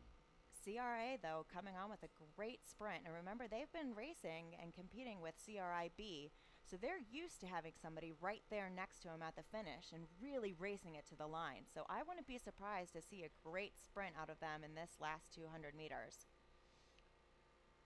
But as you say that the CRI boat, the A boat, begins to continuing to move forward and try to advance into the final. And here they come, the big push at the end. Which CRI boat will cross the line first and capture that 2nd spot to the final? Really pouring it on now in A, but not enough water, and CRIB is able to edge them out for that final 2nd spot. And we see as these races continue, get closer and closer together. Here's Vesper with a big push at the end, crossing the line in front of the Penn AC boat. Wild racing here at the semifinals for the national championships. Harsha Lake, beautiful East Fork State Park. East Fork referring to the East Fork of the Little Miami River that was dammed up to create this lake by the Army Corps of Engineers. The Army Corps of Engineers created a Harsha Lake as a flood retention pond to prevent flooding on the Ohio River after the devastating floods of 1937. And it has turned into quite a play spot for fishermen and rowers alike. The 3rd of the semifinals of the men's under-19 fours underway. Pocock is in lane 1, Penn ACB in lane 2, Penn AC in lane 3, Tbc Racing in lane 4, PCRA in lane 5, and the Cincinnati Juniors in lane 6 in the men's under-19 fours semifinal, 2 to the final. The 3rd of the 3 semifinals, so only 2 spots left in that final. Yeah, we've got the TBCA boat in this race. So since TBCB did such a great job in the previous semifinal, I'm looking for big things out of TBCA in this semifinal. And Penn AC with the Penn AC A and B boat side by side. I'm sure they will be encouraged to perform as well. As we can take a shot right here. That is the PCRA boat in blue with the Cincinnati Juniors now coming into the spot there in lane 6. But out in front it is the TBC boat, A boat, and the Penn AC boat, 1 and 2 in this race right now. Yeah, it looks like that Penn AC boat is ahead of the TBC currently, with a little bit higher stroke rating, but can they sustain it throughout the course of the race? You don't want to go out too fast at the beginning and not have enough in the tank at the end for someone to edge you out in a sprint. But it is a mental game, and getting out early can sometimes shake the other crews and give you a little bit of an edge. But then you've got to maintain it through the rest of the race. Well, we were talking about how well the TBC Racing B boat did in the last semifinal. They did well in the time trials, too. They were just shy of a second faster than the TBC A boat. So I'm sure the TBC A boat has a little bit of an example they would like to set in this semifinal, to be racing against their colleagues in the B boat in the big final for the men's U19 fours. Absolutely, and where they finish also determines where they're going to be seated for tomorrow's race. So if TBCA does come out on top here, there's a great chance that both TBC boats will be racing next to each other in the finals tomorrow. I mentioned PCRA there in lane 5. That's the Pelham Community Rowing Association, who row in Lower Harbor in New Rochelle, New York. Reed Johnson is the men's coach. They founded back in 2003 and have been putting on quite a show at the national championships over the past few years. So good to see them here in this semifinal for the men's U19 fours. They're in lane 5 there. In the middle, though, it is TBC Racing and Penn AC who are battling it out. But TBC Racing, just as their B boat did in the last semifinal, really putting on a show in this semifinal. They are. They're still out in the lead, but it seems like they don't have any open water. And there's something about that open water that is a great mental breaker for a lot of crews. As long as you still have contact with another crew, you feel like there's a better chance that you're going to be able to catch up to them. So I'm sure those coxswains are relaying that to their rowers as they head towards the last 500 meters, that they still have contact with their boat, and if they have a good sprint, they could definitely catch up to them, if not beat them. Top 2 teams go to the finals, so even if they don't get first, they're still going to go to the finals as long as they get in second. So it's really going to be a push for these 3rd place and 4th place crews to bring it up to clinch that second spot.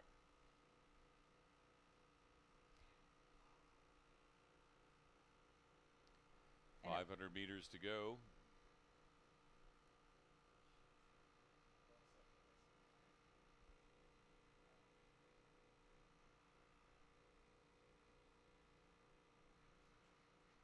So you watch them come down. Begin to hear the cheers from the beach. TBC Racing, Penn AC out in front of the competition right now. Pocock hanging in there, as is the boat from the Penn AC B boat. Pocock really trying to turn it on there.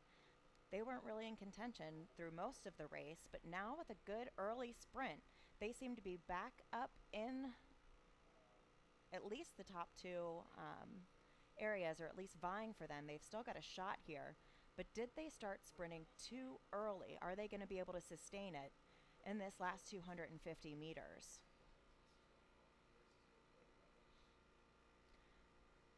Penn AC still able to hold the other crews off in second place as they enter the last 250, and TBC now with a very commanding open water lead against the other crews.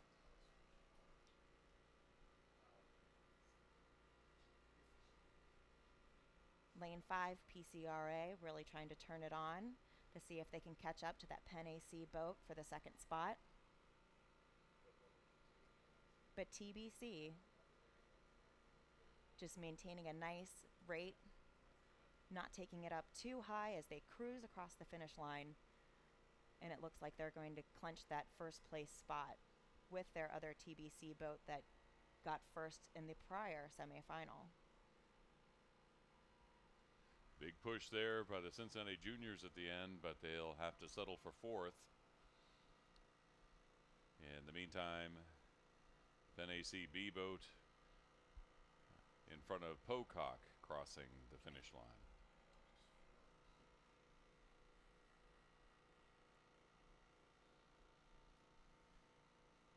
Interesting to see the colleagues from the TBC team side by side in the men's U19 final tomorrow here on Harsha Lake. Again, you're watching live streaming of the USRowing National Championships for 2019, coming to you from Harsha Lake at East Fork State Park in Bethel, Ohio. Live streaming again tomorrow morning at 8 a.m. A hot day, hardly a breeze blowing, and high humidity, making for some wonderful conditions for rowing out here. But that water is still staying like glass, and that's a big difference too. While it's still hot, a lot of rowers would rather take the heat than choppy water. It really makes a big difference trying to get your blade in and out of the water if you've got a high wind, high chop. So even though there's no wind and it keeps that sun beating down on them, that does keep the water conditions very glass-like and very easy for them to row in.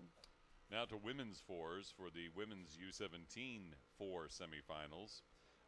Only 2 semifinals here, so 3 boats per race will be going to the final for the national championships.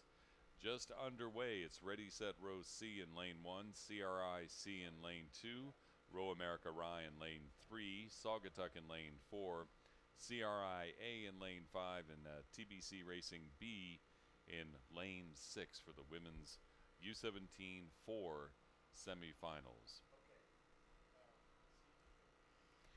And already that CRIC team has something to be proud of, as their B team did not make it to the semifinals out of the heats yesterday. So they were able to beat that B team and get to the semifinals, but now they're racing against their A boat in lane 5 to try to make it in one of those top 3 spots.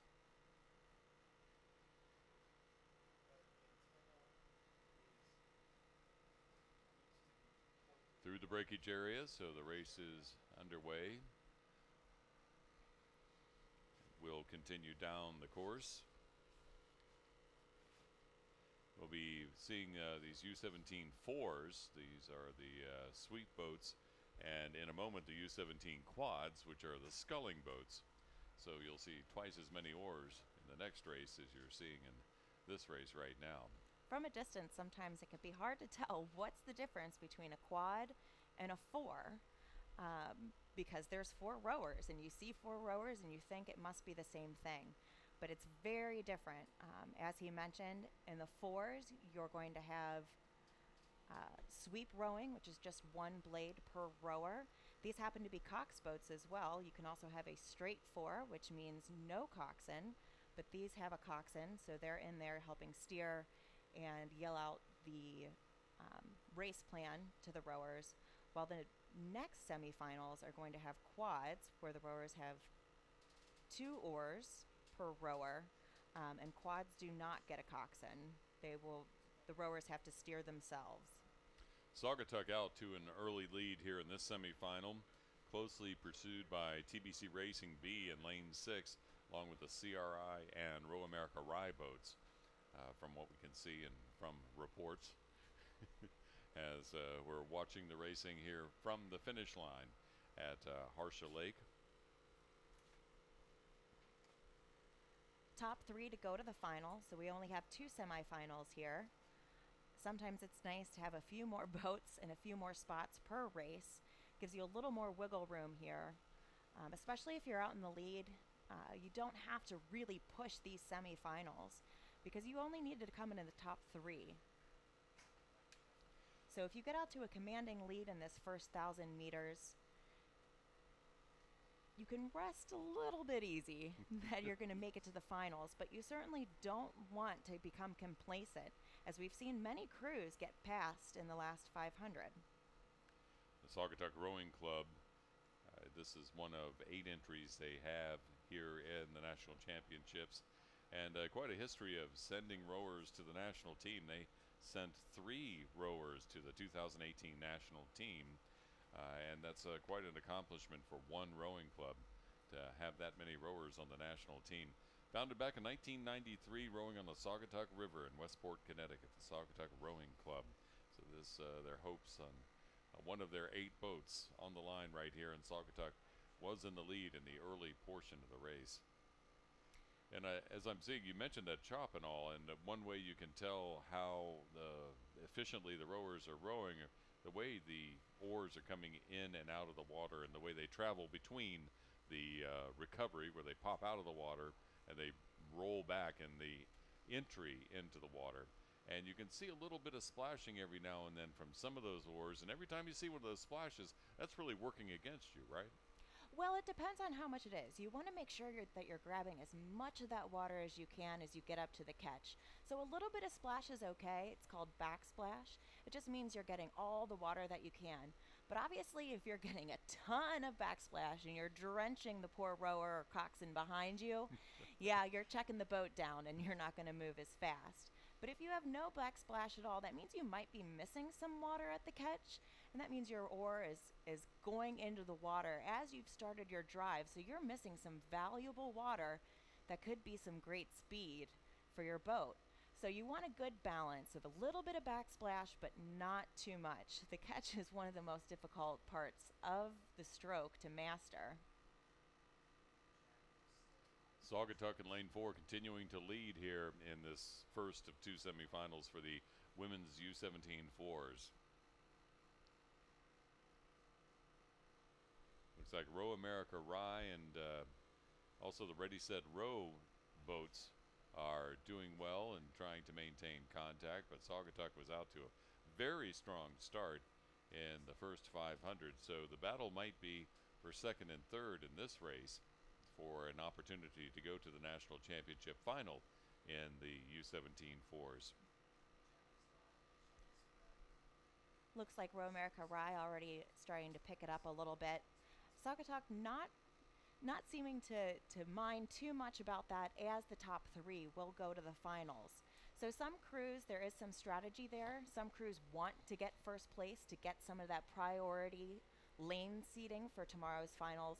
Other crews, as long as they make it to the final, they're fine with whatever lane they're going to be in, and they're confident that they can win from any lane. So we'll see if they pick it up to try to maintain that number one spot, or if they're okay with getting second or third. But it seems like they are starting to pick it up now, just to fend off the other crews and keep that number one spot. Tbc Racing and Row America Rye and CRI continuing to pursue that boat from Saugatuck, but it looks like the ladies from Saugatuck are certainly in control of this race at the moment. Those three boats, the Row America Rye, Saugatuck, and CRI, heading and hoping for the finals in the national championships. But Saugatuck, despite working hard, looking cool, calm, and collected as they head towards the finish line. CRI boat rolling right along here too, and a big push from Row America Rye right now as they head towards the finish line. And those three boats heading to the final for the women's U17 fours. And they do have a good commanding lead and separation from the rest of the pack. So that may be why CRI is not too concerned about Row America Rye passing them in those last couple meters. But here comes the rest of the field. Big push from the Tbc Racing boat towards the finish line. They want to make a statement and do. Then Ready Set Row and CRI crossing the line. TBC had a boat that got fifth last year in this event. This was their B boat in this semifinal that we saw come across fourth. But their A boat will be in the next race in lane number 3. So they're still hoping to have another repeat of last year of having a crew in the finals. The other semifinal for the women's U17 fours underway with Row West Racing Camp racing in lane 1, Ready Set Row in lane 2, TBC Racing in lane 3. Another boat from Saugatuck, Saugatuck B in lane 4, Sydney University in lane 5, and Ready Set Row B in lane 6. Sydney University Boat Club, I would say, safely had the longest trip to get here. They are from Sydney in Australia and practice on the Lane Cove River. They have 11 entries here, and in 1860, the Sydney University Boat Club was found, so quite a history they have of racing. So good to see the Aussies here and racing in the national championships. Hopefully they got here several days ago so they could adjust to the time change, and also getting used to these boats. They probably did not bring their boats all the way from Sydney, Australia, which means they would have had to borrow boats when they got here to the U.S. So these are boats that they haven't been practicing in, And each boat is a little bit different, and it does feel different for the rowers. So getting comfortable in that new boat would be very crucial for them. And I will also point out getting used to the weather, because in the southern hemisphere it is, kind of banging on winter right now. They're coming out of winter, so have to go from one extreme to another. Good reason to be here, but I'm not sure in the heat and humidity whether it's ideal for them, but we'll have to see. But it doesn't seem to make too much of a difference, as they have made it to the out of the heats and into the semifinals. Very fast time too in the fours for Sydney University, sixth fastest in the time trials yesterday. The fastest were the two boats from Saugatuck, one that won the semifinal in the last race, and the Saugatuck B boat that is in this race in lane 4, having clocked that fast time. Right now it is a battle out in front with Saugatuck B and the boat from Tbc Racing, lanes 3 and 4, really battling it out right now. It is top 3 to the final, though. So really that final spot, the third place, is going to be in big contention here, it seems. Ready, Set, Row not being left out either, it appears, Amanda. They're in lane 2, seem to be fighting their way in that front pack as well, and maybe a little bit ahead of the rest of the pack. And they've got 2 boats in this race. Ready, Set, Row B is also in lane 6. That's the near lane to shore. They're trying to hang on as well.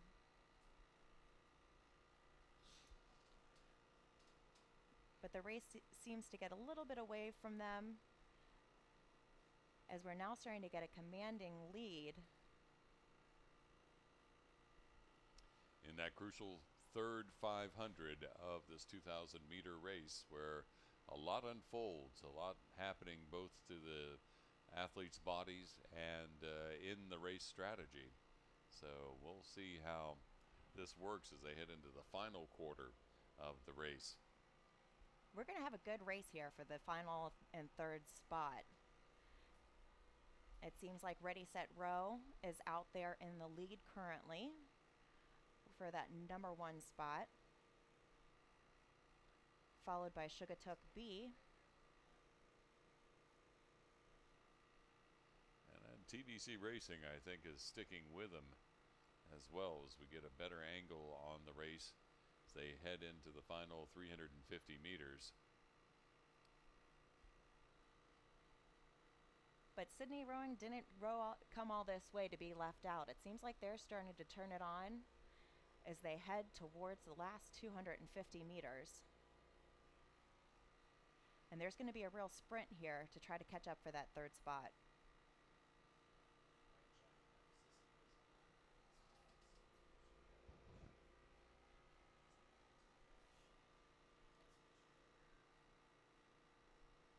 Saugatuck now turning it on a little bit, seeing if they can clench that number 1 spot so they can get right next to their other Saugatuck boat in the final. Ready, Set, Row in fine form as they're battling with that Saugatuck boat. Tbc Racing in between them, but Sydney University fighting their way forward as well, trying to catch up with that boat from Tbc Racing as they come into the red buoys, marking the final portion of this race.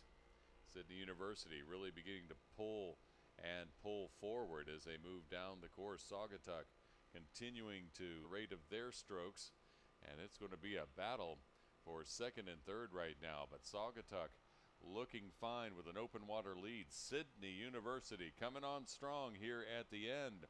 They have really walked up and walked past the other boats, but it's Saugatuck crossing the line first, with Sydney University looking to hold on to second and a battle for third.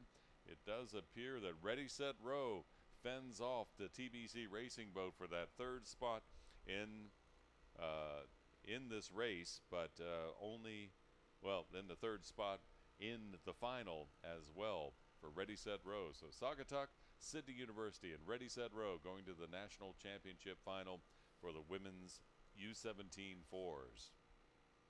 great sprint by Sydney there at the end. To I come think all they the made way it all from up in fourth the to last second. 200 meters or so. Yeah, they really did. And that, again, was great. A great call by their coxswain, not calling the sprint too soon, that they didn't have enough to make it to the finish line, but not too late, that they still had enough water to catch up and pass those other crews. Here we are now in the quads. You'll notice that rowers have 2 oars instead of 1, and there is no coxswain. So a lot of times the bow will have to steer. The bow is closest to their bow number there, and they're going to be the first ones to cross the finish line. But in the rowing world, oftentimes we think of them as the back of the boat, even though they're in the front. This is the women's U17 quad semifinal. 3 to the final, with Atlanta in lane 1, Utah in lane 2, CRI in lane 3, Y Quad Cities in lane 4, Sydney University in lane 5, and Y Quad Cities B in lane 6. It appeared from the shot that Sydney University was in an early lead, but Y Quad Cities, Utah, and CRI were right there with them. We'll see how things develop over the rest of the race, but quite a beginning for this women's U17 quad race. And it's great to see that Sydney University has a great representation here, both in sweep and sculling. A lot of times crews will specialize in one or the other. The stroke is different, even though you think it's all rowing. There are differences in the technicalities of sweep versus sculling. So to be able to coach both and have crews at this high of a level in both sweep and sculling events is a real testament to how well their crew is doing. Utah, with one of its 5 boats at the national championships in this semifinal, looking very strong there as well. In an earlier race, we saw a Utah boat go out early and continue down the course in the lead, and we see one of the Utah boats out in the lead, maybe not in the lead, but out front in the front pack in this semifinal for the women's U17 quads. CRI came in 3rd last year in this event, so they are definitely looking to have another strong showing and get a crew back into that final as the first step in making it back on the medal stand. Coming towards the point, and it's still a tight pack for those top 3 spots.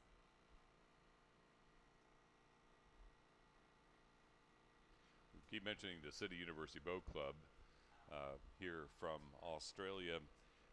Interesting note that one of their boathouses was burned down in 2006. An arsonist struck and burned down their boathouse. They rebuilt a new one, but it was 10 years before that new one was built.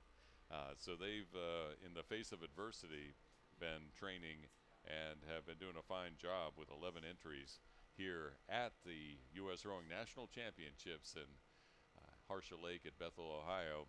Sydney University making that long trip and overcoming their adversities to be able to be here and race. Good to see that dedication and determination. Utah, CRI, Y Quad Cities, and Sydney, the top 4 boats in this race so far. They're coming down to the last 300 meters, top 3 to the finals. So again, we're going to see a huge battle for that 3rd and 4th spot. Hopefully for the 3rd spot. For the 3rd spot, yes. 4th is always a little heartbreaking in an event like this, knowing that you're not going to get to compete again tomorrow. But those top 3 boats now seem to be breaking away from the pack and vying now to see who's going to get first. We look beyond the race right there. It looks like there's a boat that's been flipped with one of the USRowing referees there for the safety of the rowers, there to help out. Yeah, that looks like a single that is flipped on its way up to the start. It looks close to the buoy line. Perhaps one of its oars did hit the buoy there, causing it to tip. And that's one of the reasons why you have referees on the course. So they'll get over there, make sure the rower's okay, get them up and out of the boat, And then from that point, the rower has two options to see if they can get back in the boat and still are able to compete in their race, or they might have to scratch if for some reason they were injured or can't make their race on time. Y Quad Cities with a big push takes over the lead here in the women's U17 quad semifinal. A big push in the final 500 meters. They've taken over the lead. CRI walking with them. Utah, which had been in the lead, had slipped behind those, but those three boats still heading to the finals for the women's U17 quads. In the meantime, Sydney University with a big push as they come to the finish line, followed by the Y Quad Cities B boat in lane 6, and then Atlanta in lane 1.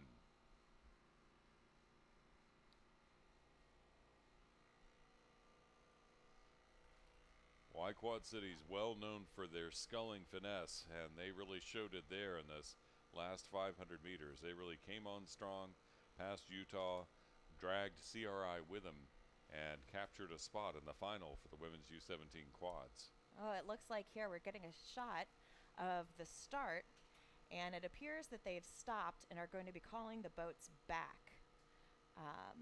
You can see they're within that first 100 meters of the breakage zone. It looks like something has occurred that they're going to have to spin and bring it back. Either that or the boat that we saw, that single in the finish, has flipped. Well, actually, we see that there's an issue with one of the oars on one of the boats. It looked like the oar or the rigging on that boat, and hard to determine which boat it was up at the start. But the second semifinal for the women's U17 quads will be delayed while they go back and reset and realign and give this boat a chance to try to repair. And what does happen in the case of breakage, equipment breakage there? Yeah, so in the first 100 meters, that's called the breakage zone. It's designated by a different color buoy line, much like at the end of the race. The last 250 has a different color buoys. Here you can see up towards the starting platforms the orange reddish color buoys. And it looked like someone had caught a crab. The referee boat is over there checking with them, making sure everything's okay before they send them back. But the rowers have an option in that first 100 meters to stop racing, which can be very nerve-wracking for a rower to just suddenly stop in that first 100 meters. And that it can only occur if something goes wrong. Now, if they just pop a seat or catch a crab, that is not a sufficient enough reason to stop the race. But if they do that, if they still stop in the first 100 meters, technically they are supposed to restart the race. If it's not deemed an actual reason that they should have restarted the race, the crew will get a warning for having stopped in that breakage zone without sufficient cause. Receiving a warning doesn't do a lot if you only have one. However, if you have two warnings, you are excluded from the race. So say a team showed up to the line late and received a warning for being late to start, and then for some reason stopped in the first 100 meters, whether it was, like we said, for a crab, which is not a reason to stop a race. That is just an unfortunate event that occurs sometimes. You broke your stroke, not the equipment. Exactly. That is not breakage. That's unfortunate, but not breakage. So if they got two warnings, then they would be excluded. This does appear to be an equipment issue, as we saw the rowers in an earlier shot messing with the oar and the rigging on the oar. It may have been that so then they have different options there as well. So if it is actual breakage, they are allowed to restart the race, and they do have time to try to fix that boat. Sometimes that means starting the race later and sending other races ahead of them, so that way they can fix it. Sometimes someone has to bring a part all the way from the start. And since they are launching from the finish area. The launching area is closer to the finish. That would take a long time for them to get that part. But it looks like all crews are now returning back towards the starting platforms, so they must have that issue resolved. I Nope, was they're still thinking maybe floating out there. the oar lock may have popped, or uh, something along those lines. The one boat that was having an issue is still off to the side of the course. If you're looking at this screen, it's off to the left. You can see the referee's boat over there trying to assist the boat that was having an issue.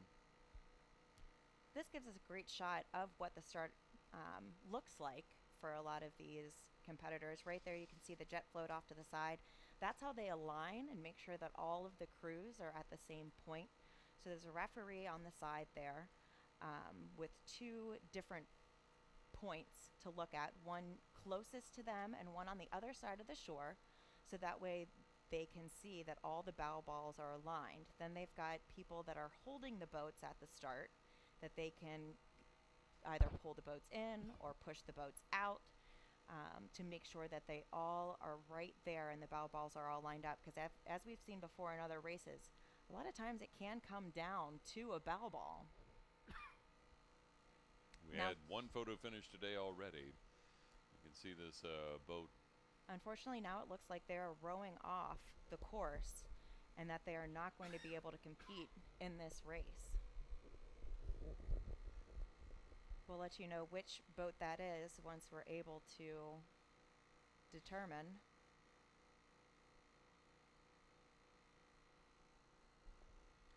Well, that has to be heartbreaking to have made it this far. Well, and be in a semifinal. Well, it seems like they're sending all the boats down now. As you can see, the rest of the crews coming off of the course. So they have elected to not race this event to give that crew time to fix and repair whatever breakage they had, which seemed like it was an oar lock or rigging issue up there in 3C. So the second semifinal for the women's U17 quads will be, we're presuming, postponed. We'll keep you up to date with what's going to happen with that. So it will be the men's U19 singles that will be coming down the race course next. And in this case, there will be, I imagine, communication between the referees and the coach of the team or whatever to make sure that if they find a part to send up the course on one of the referee launches to replace it. They want to try to get this race off as close to the other one as we did, because this is the second semifinal, and you want to try to have race conditions as close to exact and as similar as you can. So having the races one after another is ideal. Having a lot of time in between different wind factors or things can come up, but obviously you want everyone to have working equipment, so giving them a fair opportunity in this semifinal is crucial. So giving them that time to do the repair is going to be needed.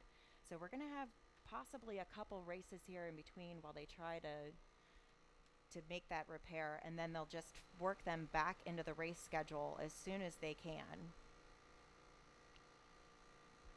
And it's just as difficult for the other crews that are in the race because, you know, having warmed up, having been ready, having been sitting on the edge and ready to go, and all of a sudden having to pull back and wait and maintain your, you know, race readiness, it can be a disadvantage.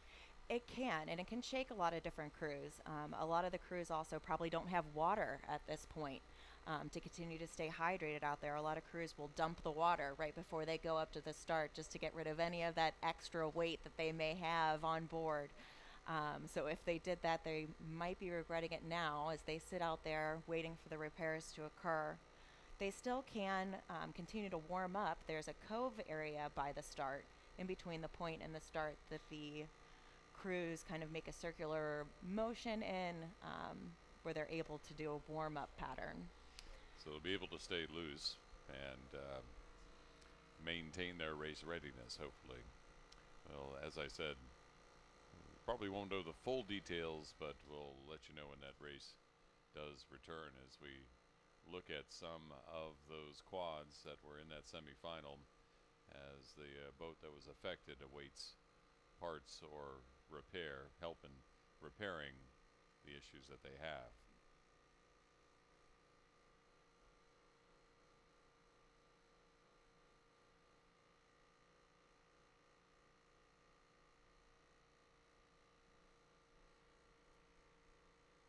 That's a good shot of that cove area. You can see some of the singles, men's singles, lining up and getting ready to go into their race, focusing. There's also pairs there as well. There's men's U19 singles, 3 semifinals coming up, so 18 boats for that. And then the women's U19 pairs will be doing their semifinals. So there's some pairs mixed in with the singles and the quads right now as we see one of the John boats going over to help assist. But it did appear the last close up at the finish, the start docks that we saw, that the first of the semifinals for the men's were in the starting gates and being aligned. The lineup for this semifinal is David Swigert from V Skulls in lane 1. William Durbin from Oak Neck Academy will be in lane 2. Colton Paxson from Row House in lane 3. Nicholas Aronoff from Oak Neck Academy in lane 4. Harrison Ziegler from California Yacht Club in lane 5. And Ethan Copeland from Nereid in lane 6. A lineup for the first of 3 semifinals for the men's U19 singles.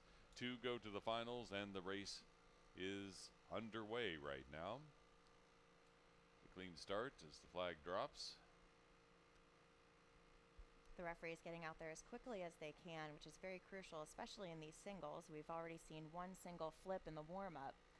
And a lot can happen at the start as they're doing higher stroke ratings than they usually do down the rest of the course, and are trying to get up out of those starting platforms, and all the boats are together. So getting right behind them, making sure that it's safe, and making sure everyone stays in their lane is one of the top priorities of the referees at the very beginning here.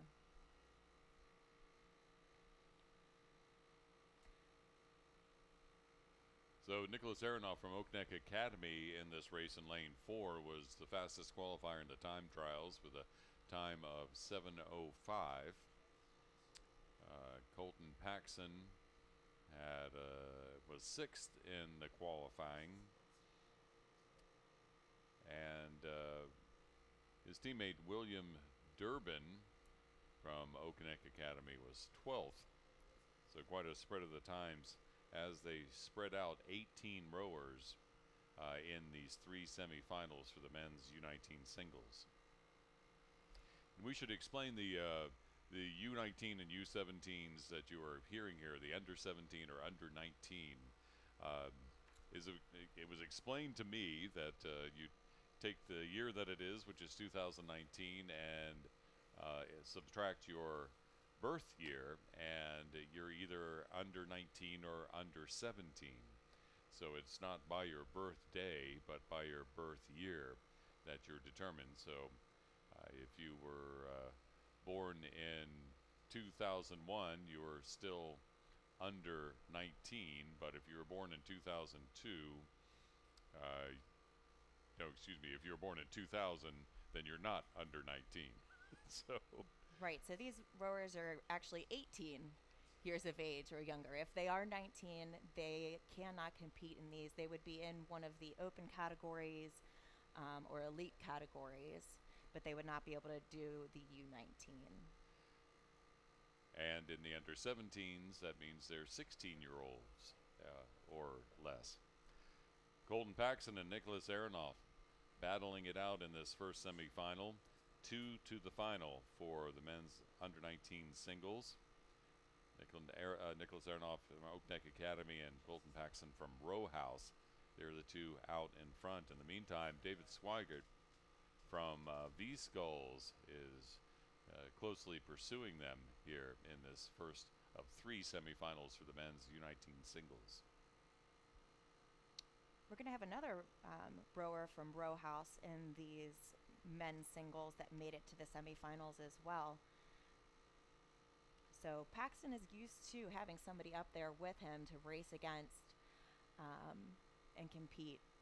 But a lot of times there is a big difference between these sprint races and when they do the heats, because it's hard for them to gauge where they are and what the speed of the rest of their competitors are going to be. But when you get in a lineup like this and you can look across, it's very motivating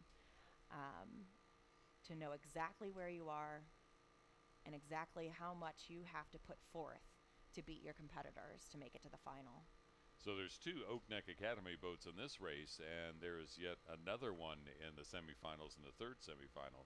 So Oak Neck Academy really represented in the men's U19 singles, and with high hopes to perhaps have 3 boats in the final, but we'll see how the racing turns out.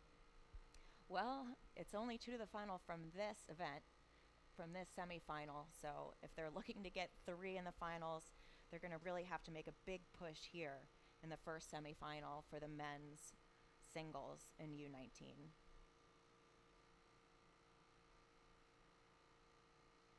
These are the 2019 U.S. Rowing National Championships. You're looking at a shot of beautiful Harsha Lake here in Bethel, Ohio, East Fork State Park. I'm Mark Frizzell with Amanda Adam, bringing you the race calls as we watch these athletes coming down the course here. A lot of history of rowing on Harsha Lake. One of the first collegiate championships happened on this water. There have been youth national championships here, as well as many regional regattas. And great to see the national championships show up again at Harsha Lake. This is the first year that they're returning here. They were held here several years ago, but then were relocated to New Jersey. Oh, a flip there in lane 1. David Swigert from V-Skulls, who was very much into competition, suddenly caught a crab and has flipped in lane 1. And one of the rowing referees head over and make sure that the rower is safe, while the remaining referees will continue to follow the race. But out in front, Nicholas Aronoff continues to lead from Oak Neck Academy, with Colton Paxson from Row House in 2nd right now. And they have an open water lead over the rest of the field. David Swigert was right there in the mix and was in 3rd when he flipped his boat there. So we'll have to wait and he seems to be all right as he was able to come up out of the water, get his feet. That's why it's important to have your foot stretchers tied down so that way your heels can pop out and you can get out from underneath the boat. So he was able to do that and right his boat, but clearly he's not going to be able to finish this race. Nicholas Aronoff, though, looking very strong.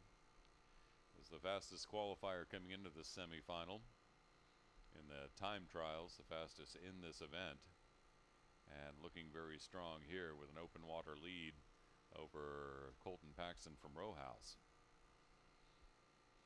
Colton, though, having a great separation between him and 3rd place, and he'll be able to move on and clinch that 2nd spot to go to the finals.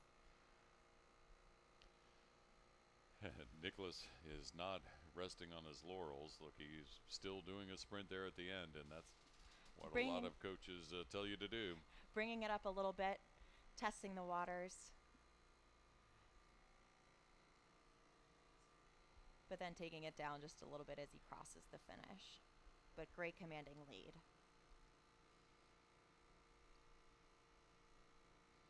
Saving a little energy for the finals tomorrow for the men's under-19 singles. A big push right here from Harrison Ziegler from the California Yacht Club in 3rd. He was beginning to catch up with Colton Paxson from Row House there. Here's William Durbin from Oak Neck Academy crossing the line now, closely followed by Ethan Copeland from Nereid.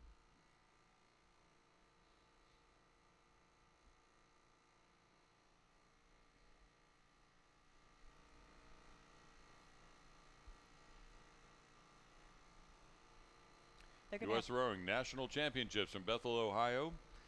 Glad to have you along in this live streaming on the US Rowing YouTube channel. We'll continue with two more of the semifinals for the men's U19 singles. Beautiful day for racing.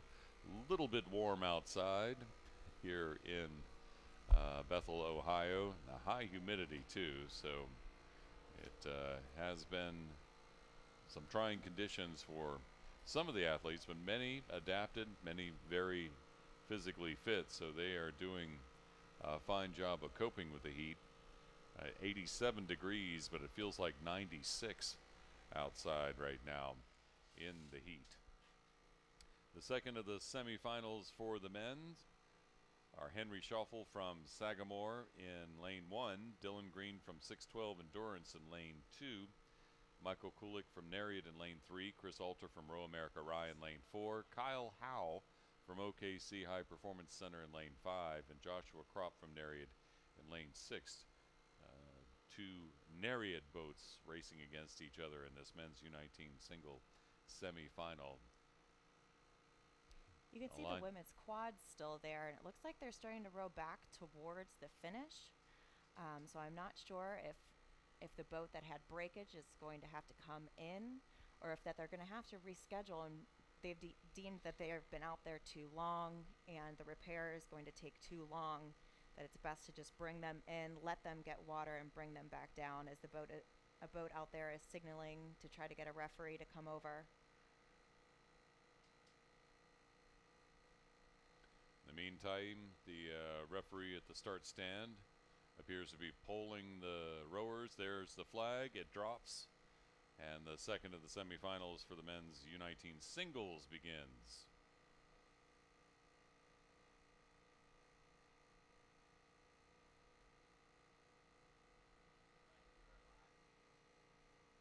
Top two going to the finals.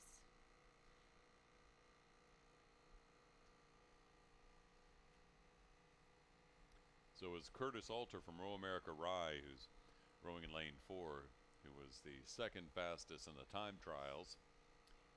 That's how he obtained lane 4 here.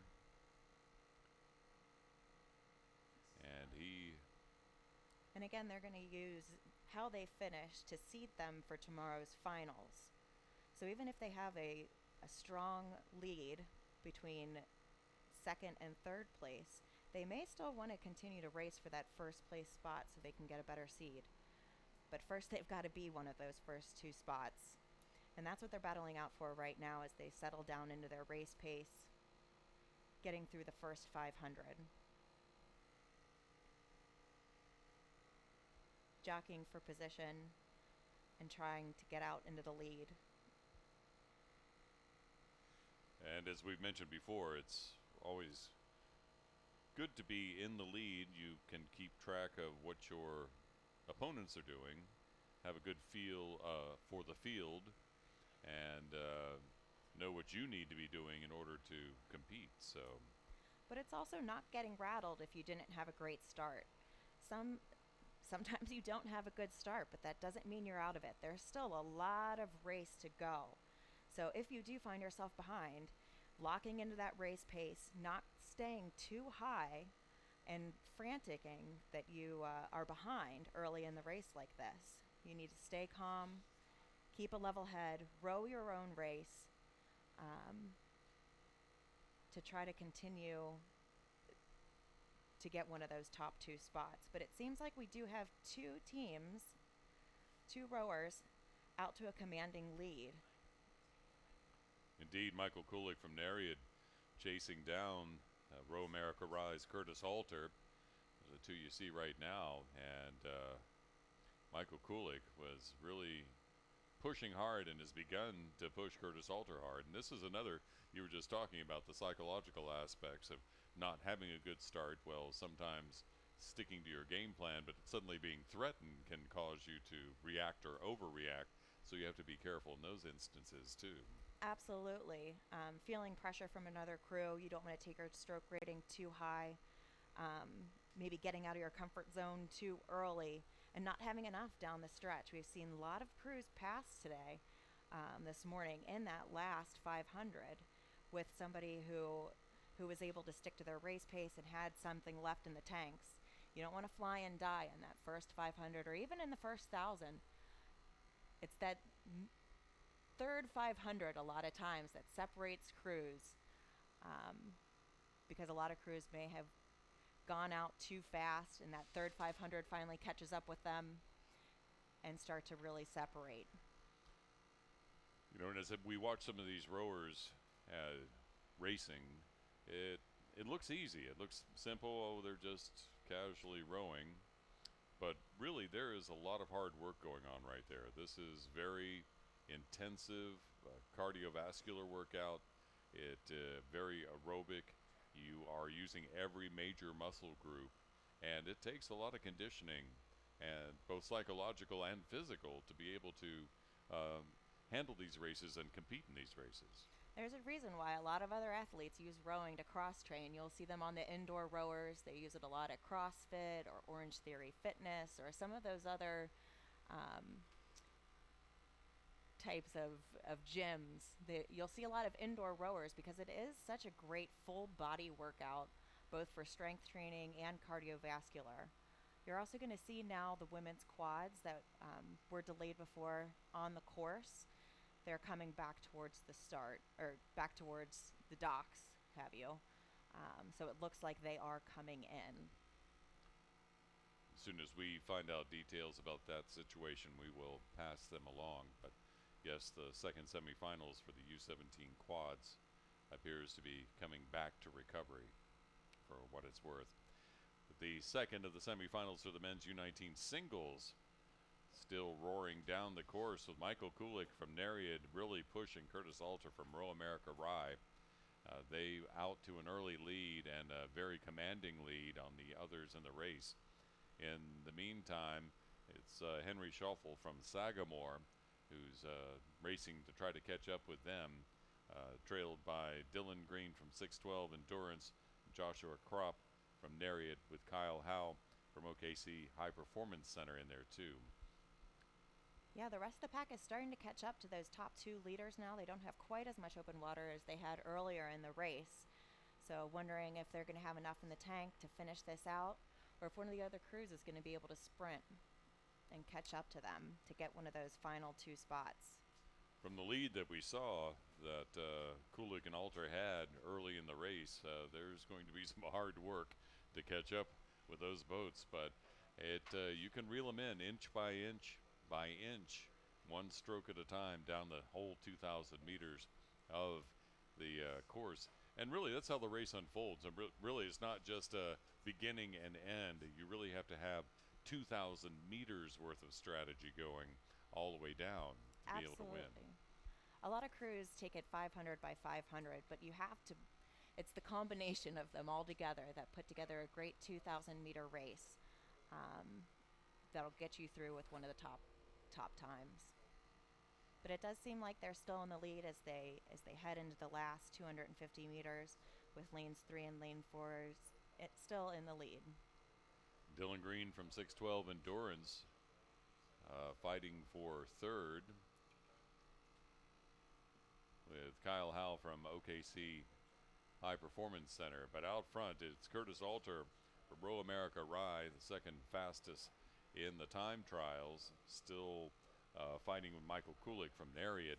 But it is Alter with about a boat's length lead as they head into the final portion.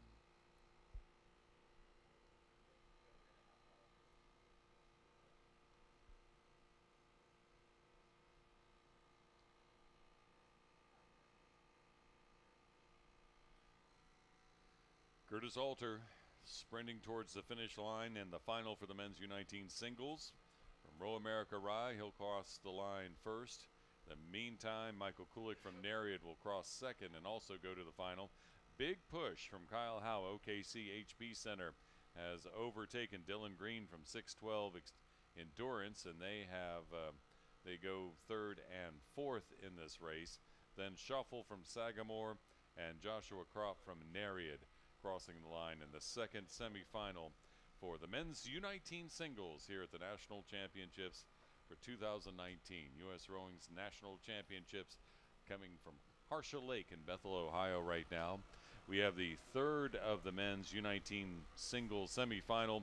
but there was a false start, so that race is being called back to the start in order to align again and start again.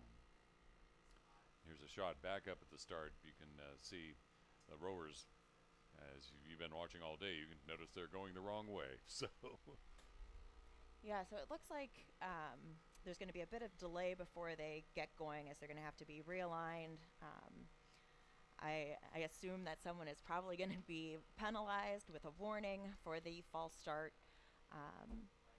So how do they tell it? I mean, is it an obvious false start, or as a U.S. rowing referee, I mean, have you seen subtle false starts, or is it usually pretty obvious that someone is started before the rest of the group or before the flag drops? Well, as a U.S. rowing referee, I'd like to think it's very obvious to the trained eye Yes. whether or not it was a false start. But as with everything, it can be splitting hairs. Now, there is no video redo, Right, take no a look at the replay. monitors with rowing. So whatever they see is what stands. And that's important for the rowers to note, and they just need to keep going whether they think something happened or not. It's for the referees to call it back. And so until they see that red flag come up in the air saying that the race has stopped and they need to turn back around, they need to keep rowing. Because God forbid they stop and the race does not get called back, and now there's no catching up. So is it the alignment judge or the starting ref who's the one who calls the false start? Can either one? The referee at the starting platform is typically the one that will call it and call the crews back. The aligner is just there to do just that, just align. So he or she will raise a white flag, letting the starting official know that all boats are aligned, and they will keep that flag raised through the breakage zone, just so everyone knows that the race is underway. But it's the referee on the starting platform who calls them back. Now, the referees that are in the launches can also do it in that breakage zone area, and they also need to help relay the message, as a lot of times rowers are afraid to stop and don't want to go back for fear that, that they aren't doing the right thing and don't want to stop. Well, I know more than one of my coaches had always said, keep on rowing. Even if somebody says stop rowing, keep on rowing until you see that red flag. You don't want to stop until you're absolutely certain that you're supposed to stop rowing. Absolutely. I'd rather err on the side of caution with that. And you're not going to spend too much energy if you take a couple more strokes just to make sure things are certain before stopping and going back. But it can really throw you off mentally. If you had a great start and now they're stopping you and you've got to go back and realign and sit, it's the anticipation a lot of times when you're locked on, your blades are buried, but you've just got to sit there, and that can be one of the most stressful times for a rower. Waiting for the competition, and that's so as much as there is physical training, again, plenty of psychological training too, and keeping your mind and your competitive edge in your mind, not letting the hamsters or the chipmunks chatter and distract you from the task at hand. Right, especially in these singles, because they don't have a coxswain to help pull them in or keep them focused, or even just another pair partner to bounce things off of. And a lot of times you pull strength from each other, either being strong for your pair partner or drawing strength from them. But when you're in a single, it's a very solitary world for them, both in training and competing. You're watching live streaming of the 2019 U.S. Rowing National Championships from Bethel, Ohio on U.S. Rowing's YouTube channel. Breaking the action right now after some breakage in the women's U17 quad semifinal. Those competitors have been called back to the recovery docks so repairs can be undertaken.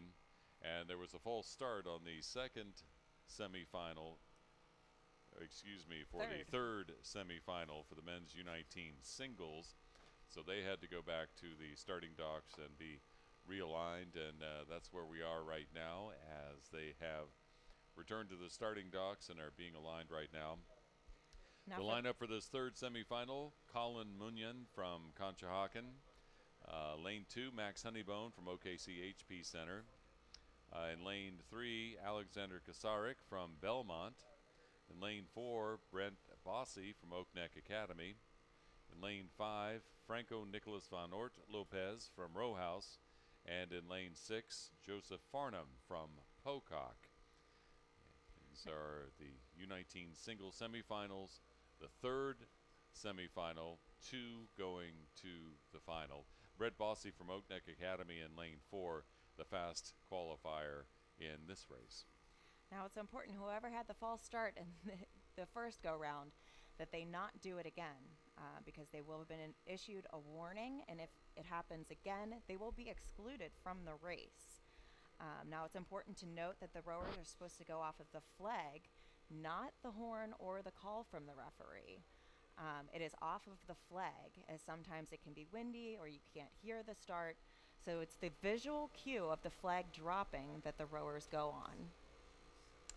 And I know that there are referees, just to ensure a false start and that rowers are not anticipating them, that will alter their rhythm, if you may, of the start call, because there are some rowers who do feel they, if they're waiting for the start of the race, of their race, are sitting in the warm-up area and listening to the referee call and thinks, oh, I know what their rhythm is, but in order to try to keep it fair, I do know refs that try to shake it up a little bit. I mean, not trying to fool anybody, but not giving anyone an advantage, and maintain the fairness of it. Well, sometimes as well, though, the referees will let you know that it'll be a quick start.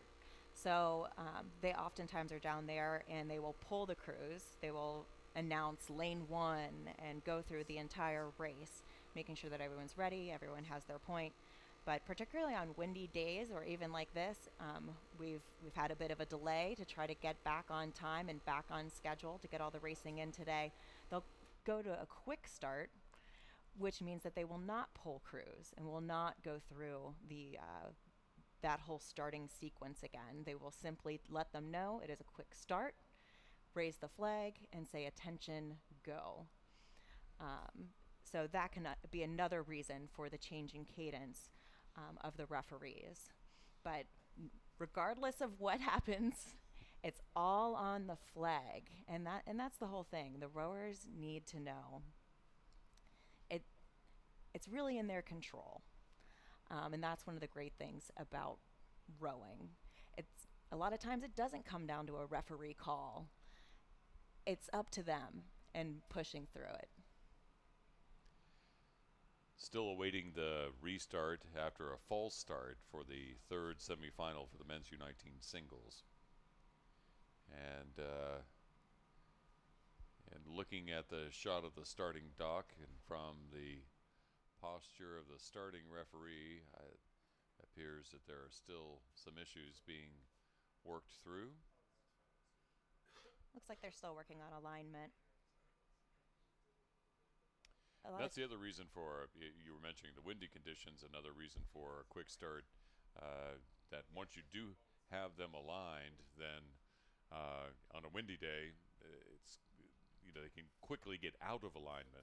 So that's the reason for the quick start. Quickly get out of alignment or lose their point, because the boats will shift. And when you're at the start and you're taking those high, fast strokes, just a stroke or two and not having the right point can get you off track and into another lane and in trouble quickly. So referees no longer recognize hands at the start. It used to be that if you didn't have your point or you weren't ready to start, you could raise your hand and the referee would not start the race. However, USRowing no longer recognizes hands, and so they just kind of check and make sure that everybody has a good enough point. And if they think that they do, they will start the race, and the rowers just need to be ready to go. The last shot we saw a boat still moving into the starting dock area, so thus a further delay in the competition. But now the flag has dropped and the race is underway. Again, the third semifinal for the men's U19 singles, with Colin Munyon from Conshohocken in lane 1, Max Honeybone from OKC in lane 2, Alexander Kasarik from Belmont in lane 3, Brett Bossy from Oak Neck Academy in lane 4, Franco Nicholas Van Ort Lopez in lane 5 from Row House, and Joseph Farnham from Pocock in lane 6. Belmont is from Belmont, North Carolina. They row on the Catawba River. Matthew Hebden is their coach. Belmont Rowing, that's just outside of Charlotte, North Carolina. A number of clubs down there in that area. So the singles for the third of the semifinals for the men's U19 singles, out of the breakage area and underway after a false start, as they are still in the first 500 and still reasonably even. It looks like Oak Neck Academy, Row House, and Pocock are fairly evenly matched. Belmont and OKC trailing slightly, but again, early in this race. And it looks like we now know when the women's quad will be rescheduled. They are going to go at 11:16. That will be after the men's U pair. So they're fitting it in right before the lunch break. So right before the lunch break, the second semifinal for the women's U17 quads will take place. That's 11:16. Nice shot, Alexander Kasarik from Belmont, lane 3 right there, as he is rowing with Brent Bossy from Oak Neck Academy, about a half a boat length behind, but neck and neck with Franco Nicholas Van Ort Lopez from Row House. So an early lead for Alexander Kasarik from Belmont.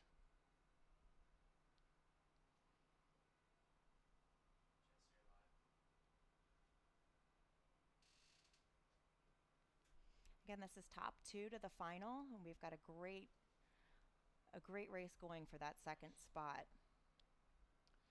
And it really is a fine example here in this shot of the delta that is sometimes formed when you put the faster rowers in the middle of the course.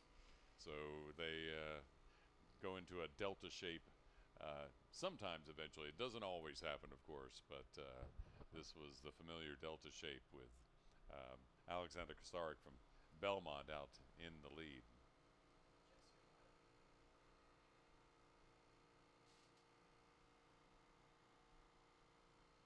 A lot can happen from heats to these sprint races, so you don't often get the leader right out in the middle.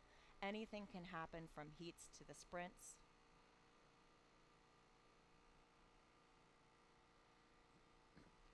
Any given day, it depends on the rower and how he's doing that day, he or she is doing that day, that it may be you don't have a fast time in the time trial, but you're well rested, well fed, ready to go when it comes to the semifinals. So, well, and how these rowers handled having to restart that race. There was a lot of time between that first start that they did and the restart. Beautiful picture looking up the course towards the beach. The view the rowers would have if they weren't turned in the other direction. I guess the view that the referees have is what that is. As they come around the point here, 2 boats going to the final in the men's U19 singles. Alexander Kasarik from Belmont out in the lead. Max Honeybone, Brent Bossy, both pursuing right now, hoping for that second spot to the final.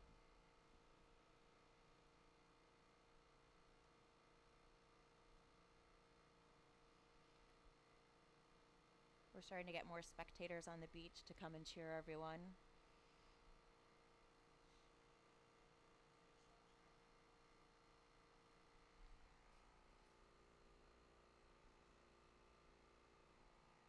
Headed now towards the last 500 meters. Beginning to see the quads for the women's U17 second semifinal beginning to move back up the course, launching again. One boat that had the breakage hopefully repaired and ready for the competition.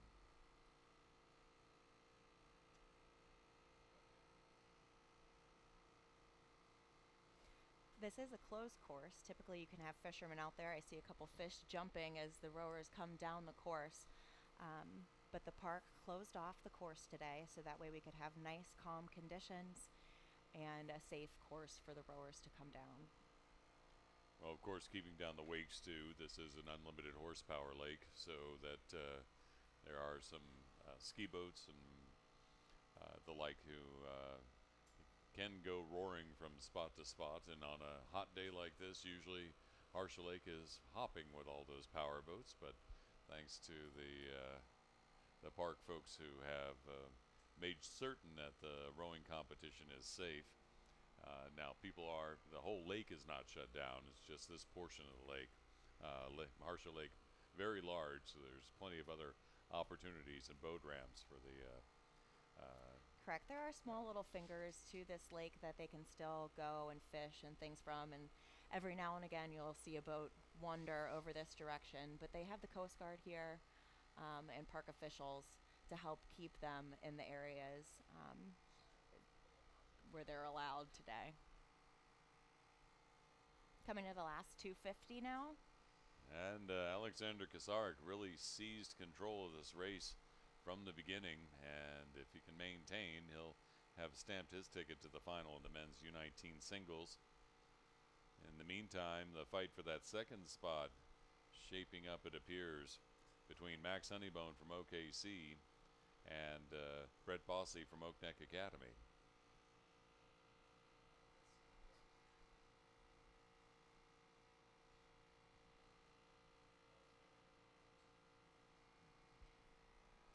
Bossy now starting to open up and stretch out that lead and command that second spot for the final. With open water as they come towards the finish. Crossing the line first, Alexander Kasarik from Belmont, winning the third of the semifinals for the men's U19 singles, with Brett Bossy from Oak Neck Academy in second, Max Honeybone from OKC in third. A big push from Franco Nicolas Van Orten Lopez from Row House. But here comes Joseph Farnham from Pocock, zooming up on the outside. But it is the Row House boat that will capture the spot ahead of Pocock, and then Concha Hawken. Now to one of the hardest boats to compete in, the pairs. 2 rowers, 2 oars. It takes a lot of coordination and lot of synchronization to race these very effectively. 2 semifinals for the women U19, then 2 semifinals for the men U19s, or 3 actually for the men. In the first of the semifinals for the women's U19 pairs, it's Mulkerins and Mulkerins from St. Ignatius. In lane 2, O'Brien and Sims from Vesper. In lane 3, Rocket and Carragher from Sammamish Association. Lane 4, Benestead and Lorem from Row West Racing Camp. Lane 5, Mosconi and Beloso from Row America Rye. And in lane 6, Chapman and Webb from Baylor. As you said, it can be difficult to steer these because you only have one blade, where Bell can often steer just by pressure when they're sculling with their blades. But when you only have one blade, you're going to have to use a rudder, and you really want to match up with your pair partner. So sometimes if you call power 10 and suddenly the starboard really turns it on, that's going to throw off your course and inevitably make you a little bit slower because you're going to have to adjust with the rudder. And it's not only the coordination here; it's also the pressure on the oar that, as you were just saying, that that makes it difficult. So you really have to have a certain synergy between the 2 rowers in these pairs. They really have to have good communication, a good feel for each other to really race these pairs effectively.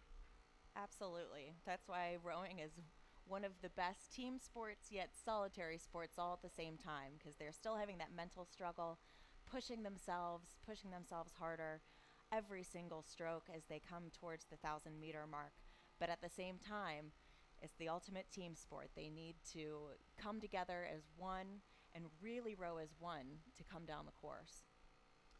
Quite a battle there from Sammamish and Rowing West Racing Camp. Those twos in lane 3 and 4 have been battling from the very beginning of this semifinal. Those two pairs are really going head to head, and I'd say pushing each other down the course, because not only is it do you find inspiration in your teammates, but also inspiration from your competition when they're right there beside you. Absolutely. Rowers are very competitive. Most type A personalities, I would say. But these are top 3 to the final, so it's not only those top 2 crews, but there's going to be a good battle, as it seems like we've got 3 crews vying for that 3rd spot. Here we can see on the left side of the screen the difficulties in navigating sometime as the boat there from Row America Rye goes a little awry and into the buoy lane, and in the meantime the Baylor boat right behind them in the same lane with that boat from Row America Rye. So sometimes just the slightest little twitch of the oar and you can be going askew in these pairs. You can, and it takes several strokes then to recover and get back on track. But just as you saw when they crossed into the other lane, as long as they're not interfering with the other boat, it isn't a problem. It's when they start clashing oars and impeding one another's progress down the course that you have issues and sometimes protests at the end of a race. I was going to point that out, that you don't have to stay in between those two buoys. You can go anywhere on the race course you want as long as you are not interfering with another competitor. So you don't necessarily have to finish the race in the same lane that you began the race in, but you can't get in anybody's way.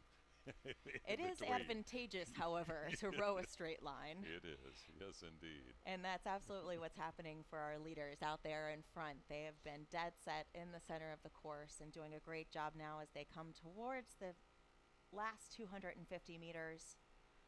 Benestead and Lorem from Row West Racing Camp doing a fine job right now. They were battling with Sammamish Association's Rocket and Carragher and have grabbed onto the lead.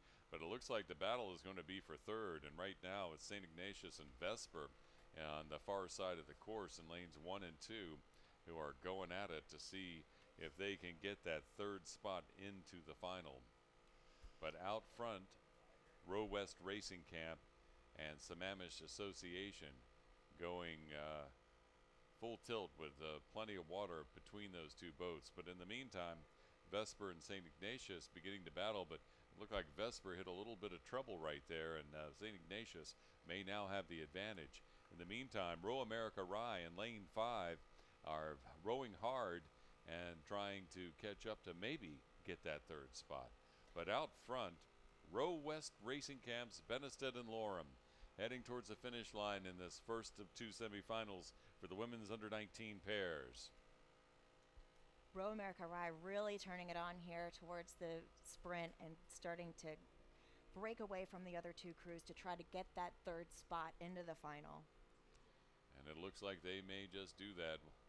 We'll see, because the Sammamish Association boat began to slow down slightly as they head towards the finish line, and that Row America Rye boat has been moving fast up the course, and I think they will capture that 3rd spot. But here comes Rocket and Carragher from Sammamish Association in 2nd, and indeed it is that Row America Rye boat in lane 5 that will capture the 3rd spot and a trip to the final.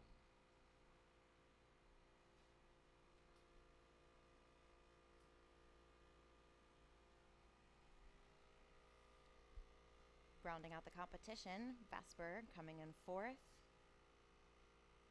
followed by St. Ignatius and Baylor. The second semifinal right now, it's another Row West Racing Camp boat in the lead over OKC Center. The lineup for the second semifinal is DePommier and Zamost from Penn AC, Surbeck and Sappington from Samamis Association in lane 2.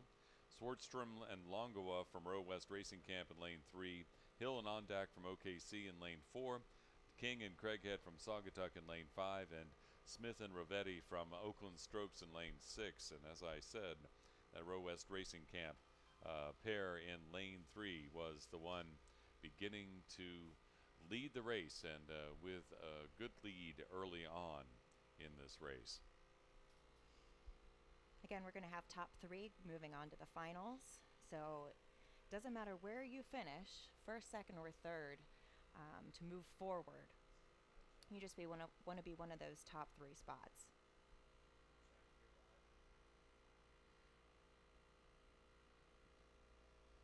Saw some great efforts in the first semifinal. Let's see how it unfolds in the second semifinal as they are through the first 1,000 meters and into the second half of the race.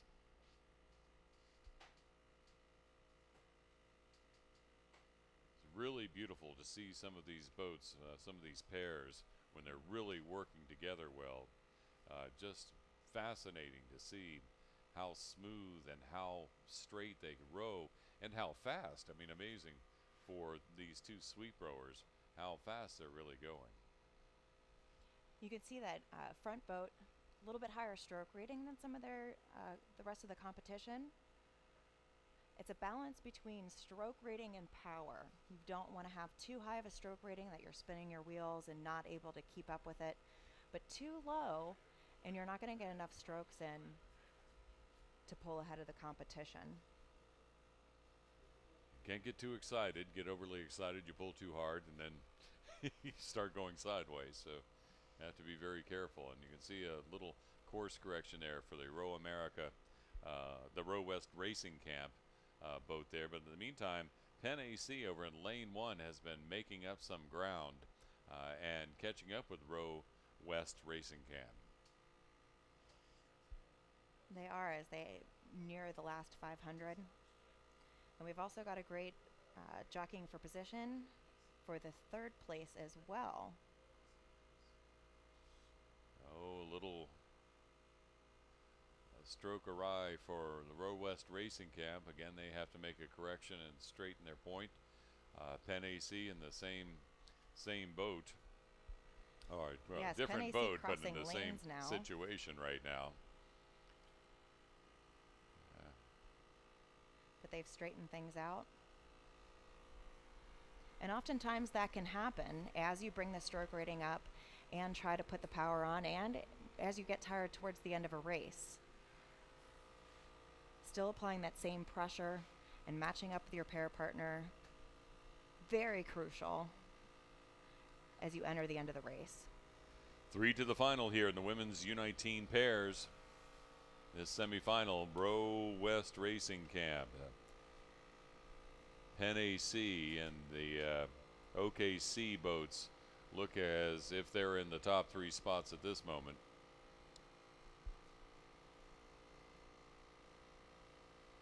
.500 meters to go.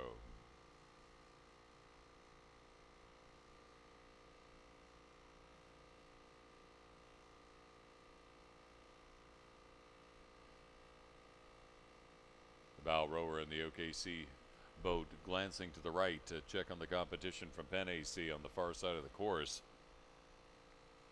They're going to have to be careful that they don't impede other people's courses or races as they try to sprint, staying in their lane. And now the final pushes on as they reach the 250 meter mark.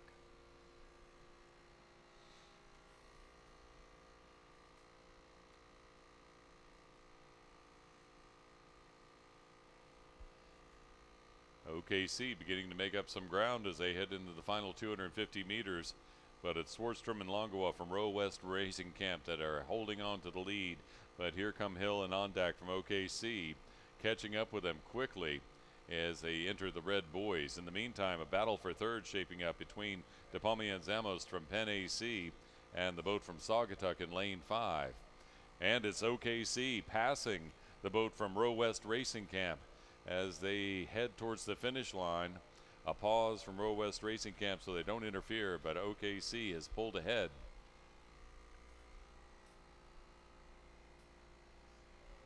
And it's OKC crossing the line first with the Row West Racing Camp in second. For third, it looks like Penn AC flagging just a bit, and that's allowed Saugatuck to come ahead. It'll be Saugatuck seizing that final spot in the final for the women's U19 pairs. And the men's pairs are already underway. For the men's U19 pairs semifinal, top 2 will be advancing to the finals tomorrow. We have 3 semifinals for the men's U19 pairs.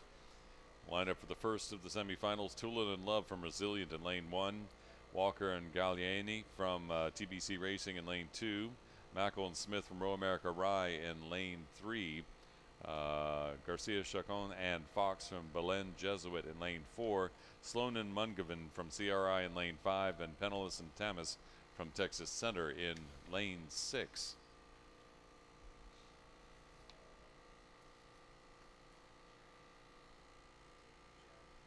Belen Jesuit boat in lane 4, and Texas Center really beginning to battle it out.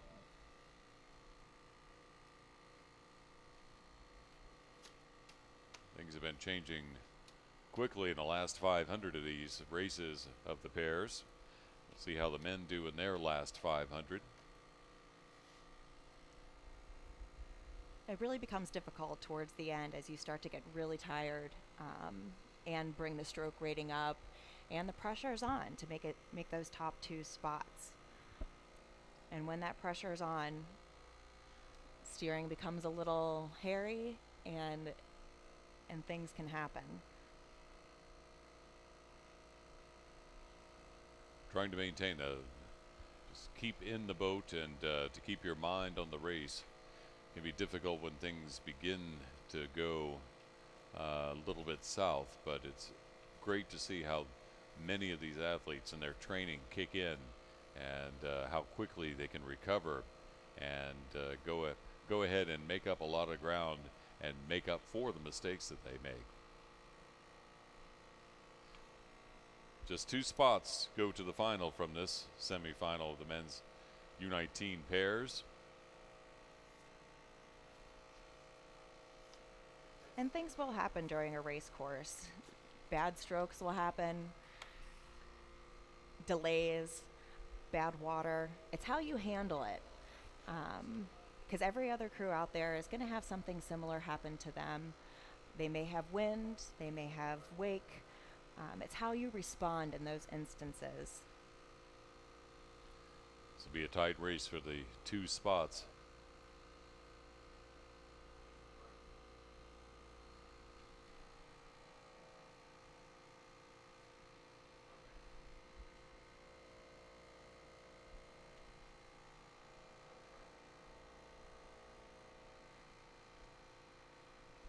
Belen Jesuit and Resilient seem to be out battling for that top spot, and those top 2 that move on.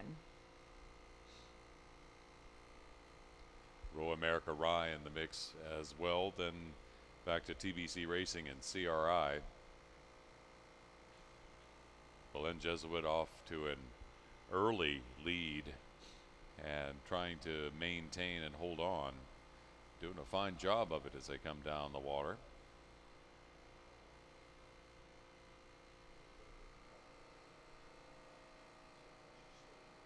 Row America Rye, though, really turning it on here as they are in the last 500. As well as that TBC Racing boat. All vying for those top 2 spots.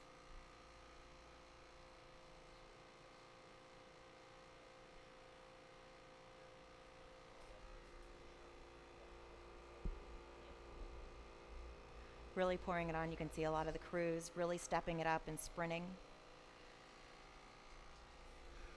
This is going to be a tight race for that second spot.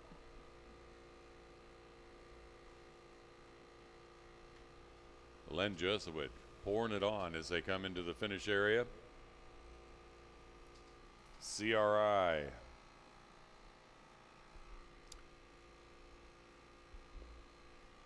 Row America Rye going to battle for that second spot, but Belen Jesuit,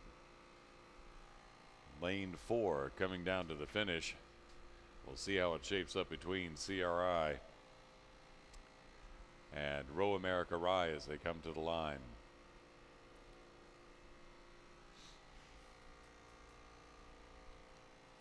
Garcia's just calling a fox from Belen Jesuit, crossing first, and it looks like Row America Rye may have a slight advantage over CRI at the line.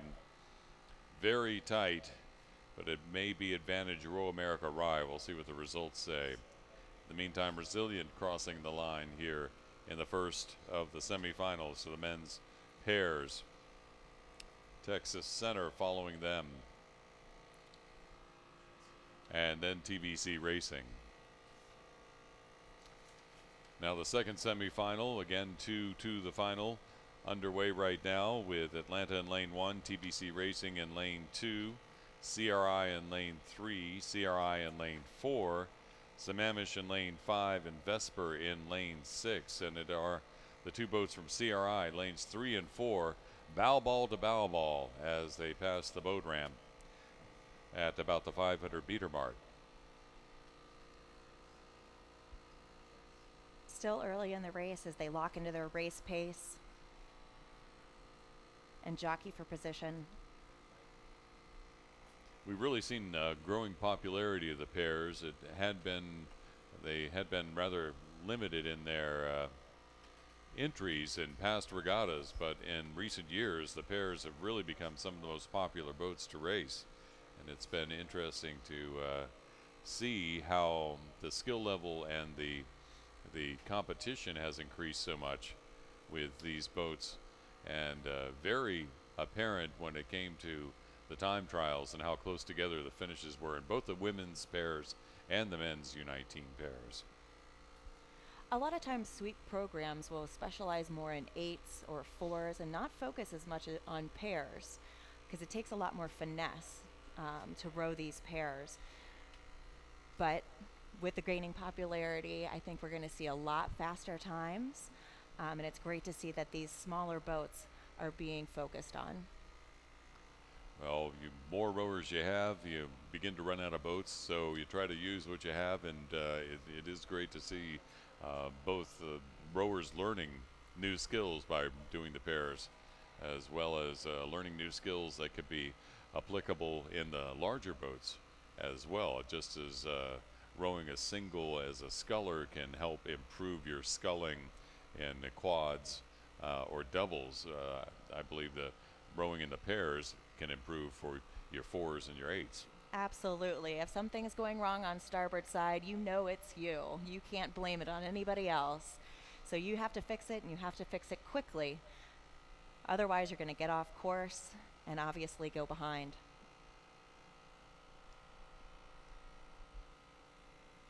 The 2 CRI boats and Tbc Racing in the competition here with a boat from Atlanta. No one really breaking away from the pack. It's still anyone's race. Top 2 going to the finals.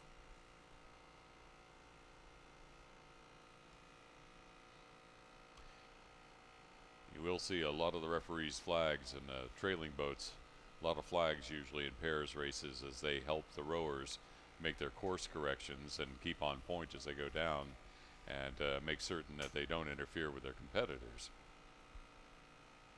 Yeah, a lot of times in practice, rowers will wear a mirror attached to their hat or their glasses to help them see behind them and where they're going. But most racers choose not to wear those during competition because it can be a little bit distracting. And that's why the buoy lines are out there to help guide them. CRI boat in lane 4 began to incurge into the lane for the CRI boat in lane 3. They've corrected now. Those 2 CRI boats out in front in the early part, and Atlanta in that mix too, looking for one of those 2 spots to the final. and the U19 pairs. Well, they're going to get some competition from lane number 1, Atlanta, out there, who seems to be making a move, along with Tbc Racing in lane 2. Still a lot of crews in this race for the top 2 spots as they near the 250-meter mark. It's really going to come down to the sprint.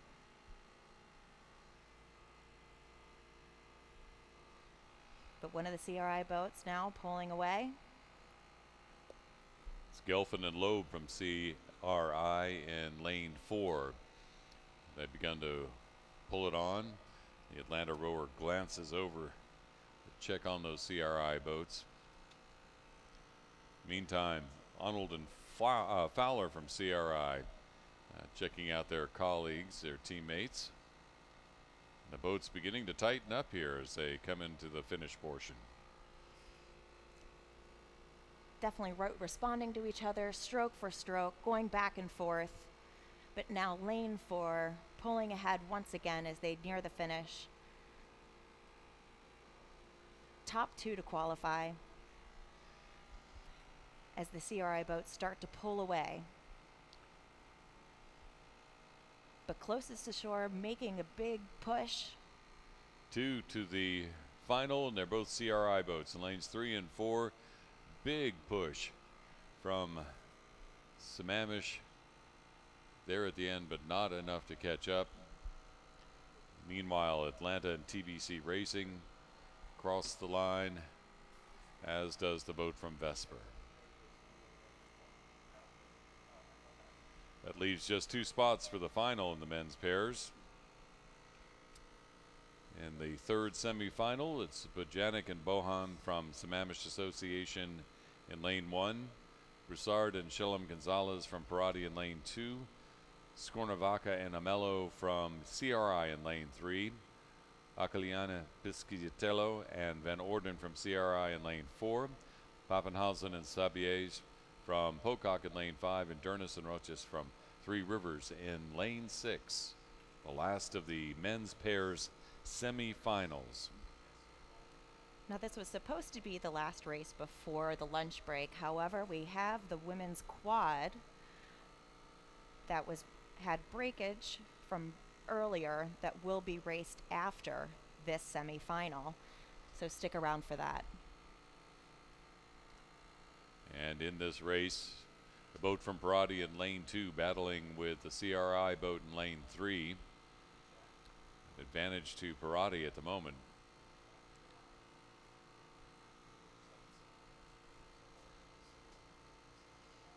A lot of CRI boats in these last 2 semifinals. So they've had a lot of time to race each other and have boats right up next to each other. And as we saw before, that really made a difference in the sprint.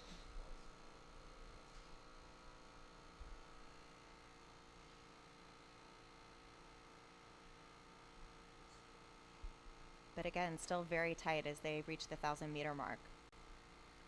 Quite a difference in the stroke rate between the Parati boat in lane 2 and the CRI boat in lane 3.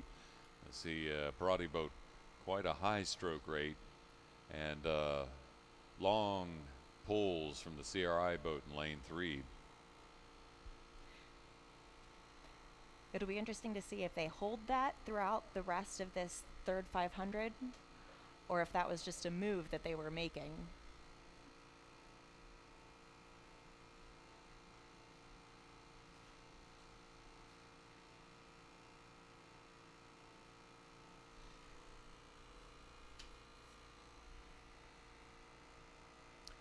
As part of this year's national championships, the 16th annual college fair will be taking place. An opportunity for rising seniors to meet with coaches from over 70 colleges from across the country. The event will be tomorrow, Thursday, July 11th, 11 a.m. to 2:30 p.m., and also on Friday, July 12th, from 11 a.m. to 2:30 p.m. Program office hours will be determined by each school. The college fair, 16th annual college fair, taking place at this year's national championships. Lanes 2 and 3 now really battling it out for the first place spot. Parati and CRI with the other CRI boat not far behind in lane 4. Only the top 2, though, to qualify, as they are in the last 500 meters.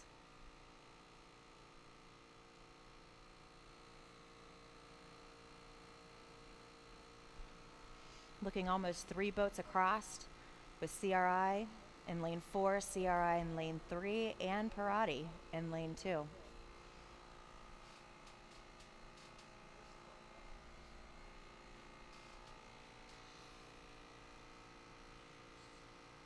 Parati is now picking it up for the sprint as their stroke rating increases. CRI now in response, bringing up their stroke rating.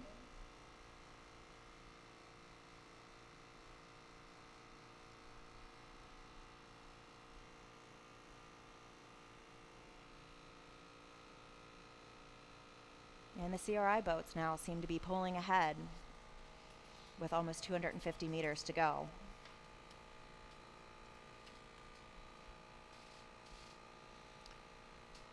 CRI, one of the largest rowing clubs in the United States in terms of membership. Over 5,000 members in CRI Community Rowing, based on the Charles River there in Brighton, Massachusetts. Always a big force at these national championships. Trying to hold on with 2 more boats going to the men's U19 finals. That means if they hold on, that 2/3 of the field for the final will be CRI boats. CRI in lane 4, really pouring it on at the end. Looking to pass the other CRI boat for that top spot. Where they finish will determine where they're seated in the finals. So the higher the rate, the higher the finish. CRI lane 4 coming in first. CRI lane 3 in second. Parati that fought a good fight, holding on to third. And here is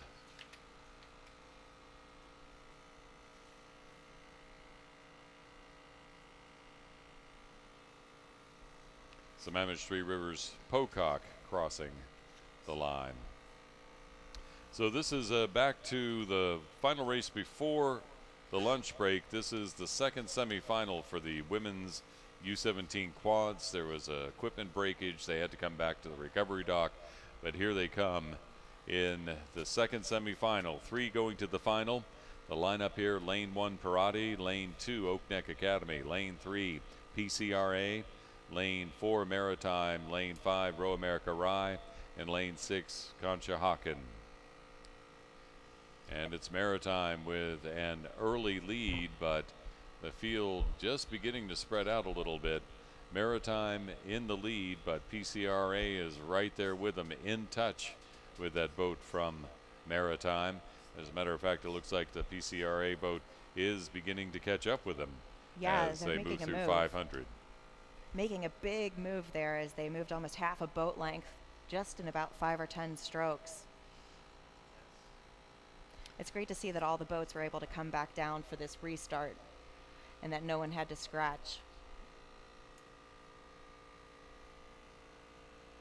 Oak Neck Academy and Parati neck and neck, as Row America Rye on the other side of the course from them, sticking right with them, and Conshohocken hot on the tail of Row America Rye as well, but out front PCRA and Maritime. Top 3 to final, though.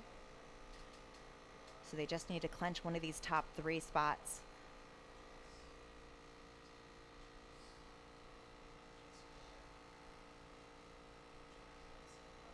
Now at about the 1,000-meter mark.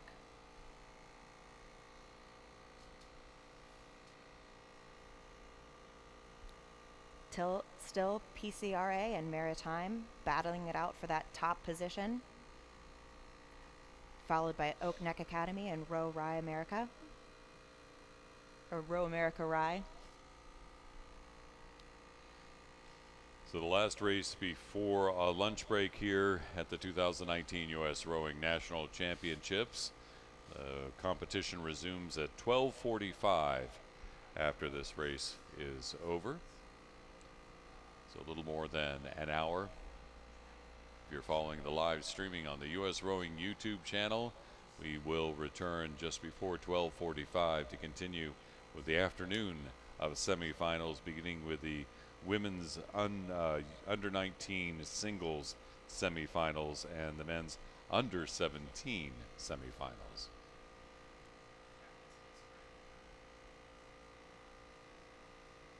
PCRA and Maritime continuing to battle it out. In the meantime, Oak Neck Academy and Parati fighting to stick with them.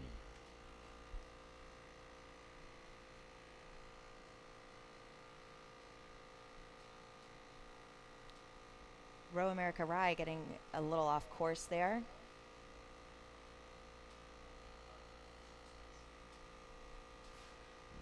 See the referee with the flag pointing to the referee's left, indicating which direction the rowers need to go to correct their course and not interfere with the other competitors.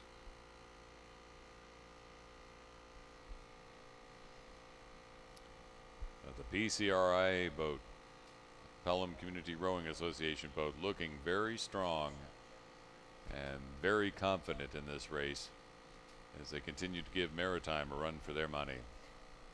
Oak Neck Academy seeming to make up some ground as they now start to challenge PCRI and Maritime.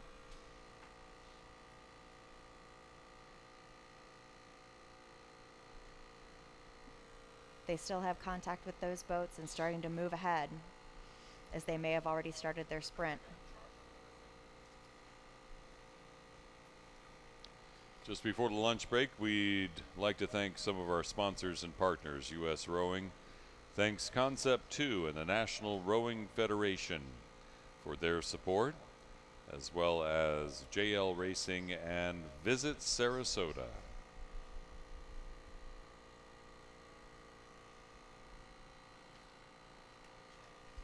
Nearing the last 250 meters, and Parati's starting to make a move. Top three go to the finals, so the battle rages on to get one of those spots. Maritime looks like they have an advantage over PCRA now. Not much of an advantage, but still a bit of an advantage, and it may have been that slight navigation correction that PCRA did, but now sensing the finish line behind them, PCRA and Maritime lining up for the race to the finish line. Meantime, Oak Neck Academy continuing to hold on to that third spot in that trip to the final. Row America Rye, though, on the inside, closest to shore, is really pouring it on, trying to make up ground. Is there enough water, though?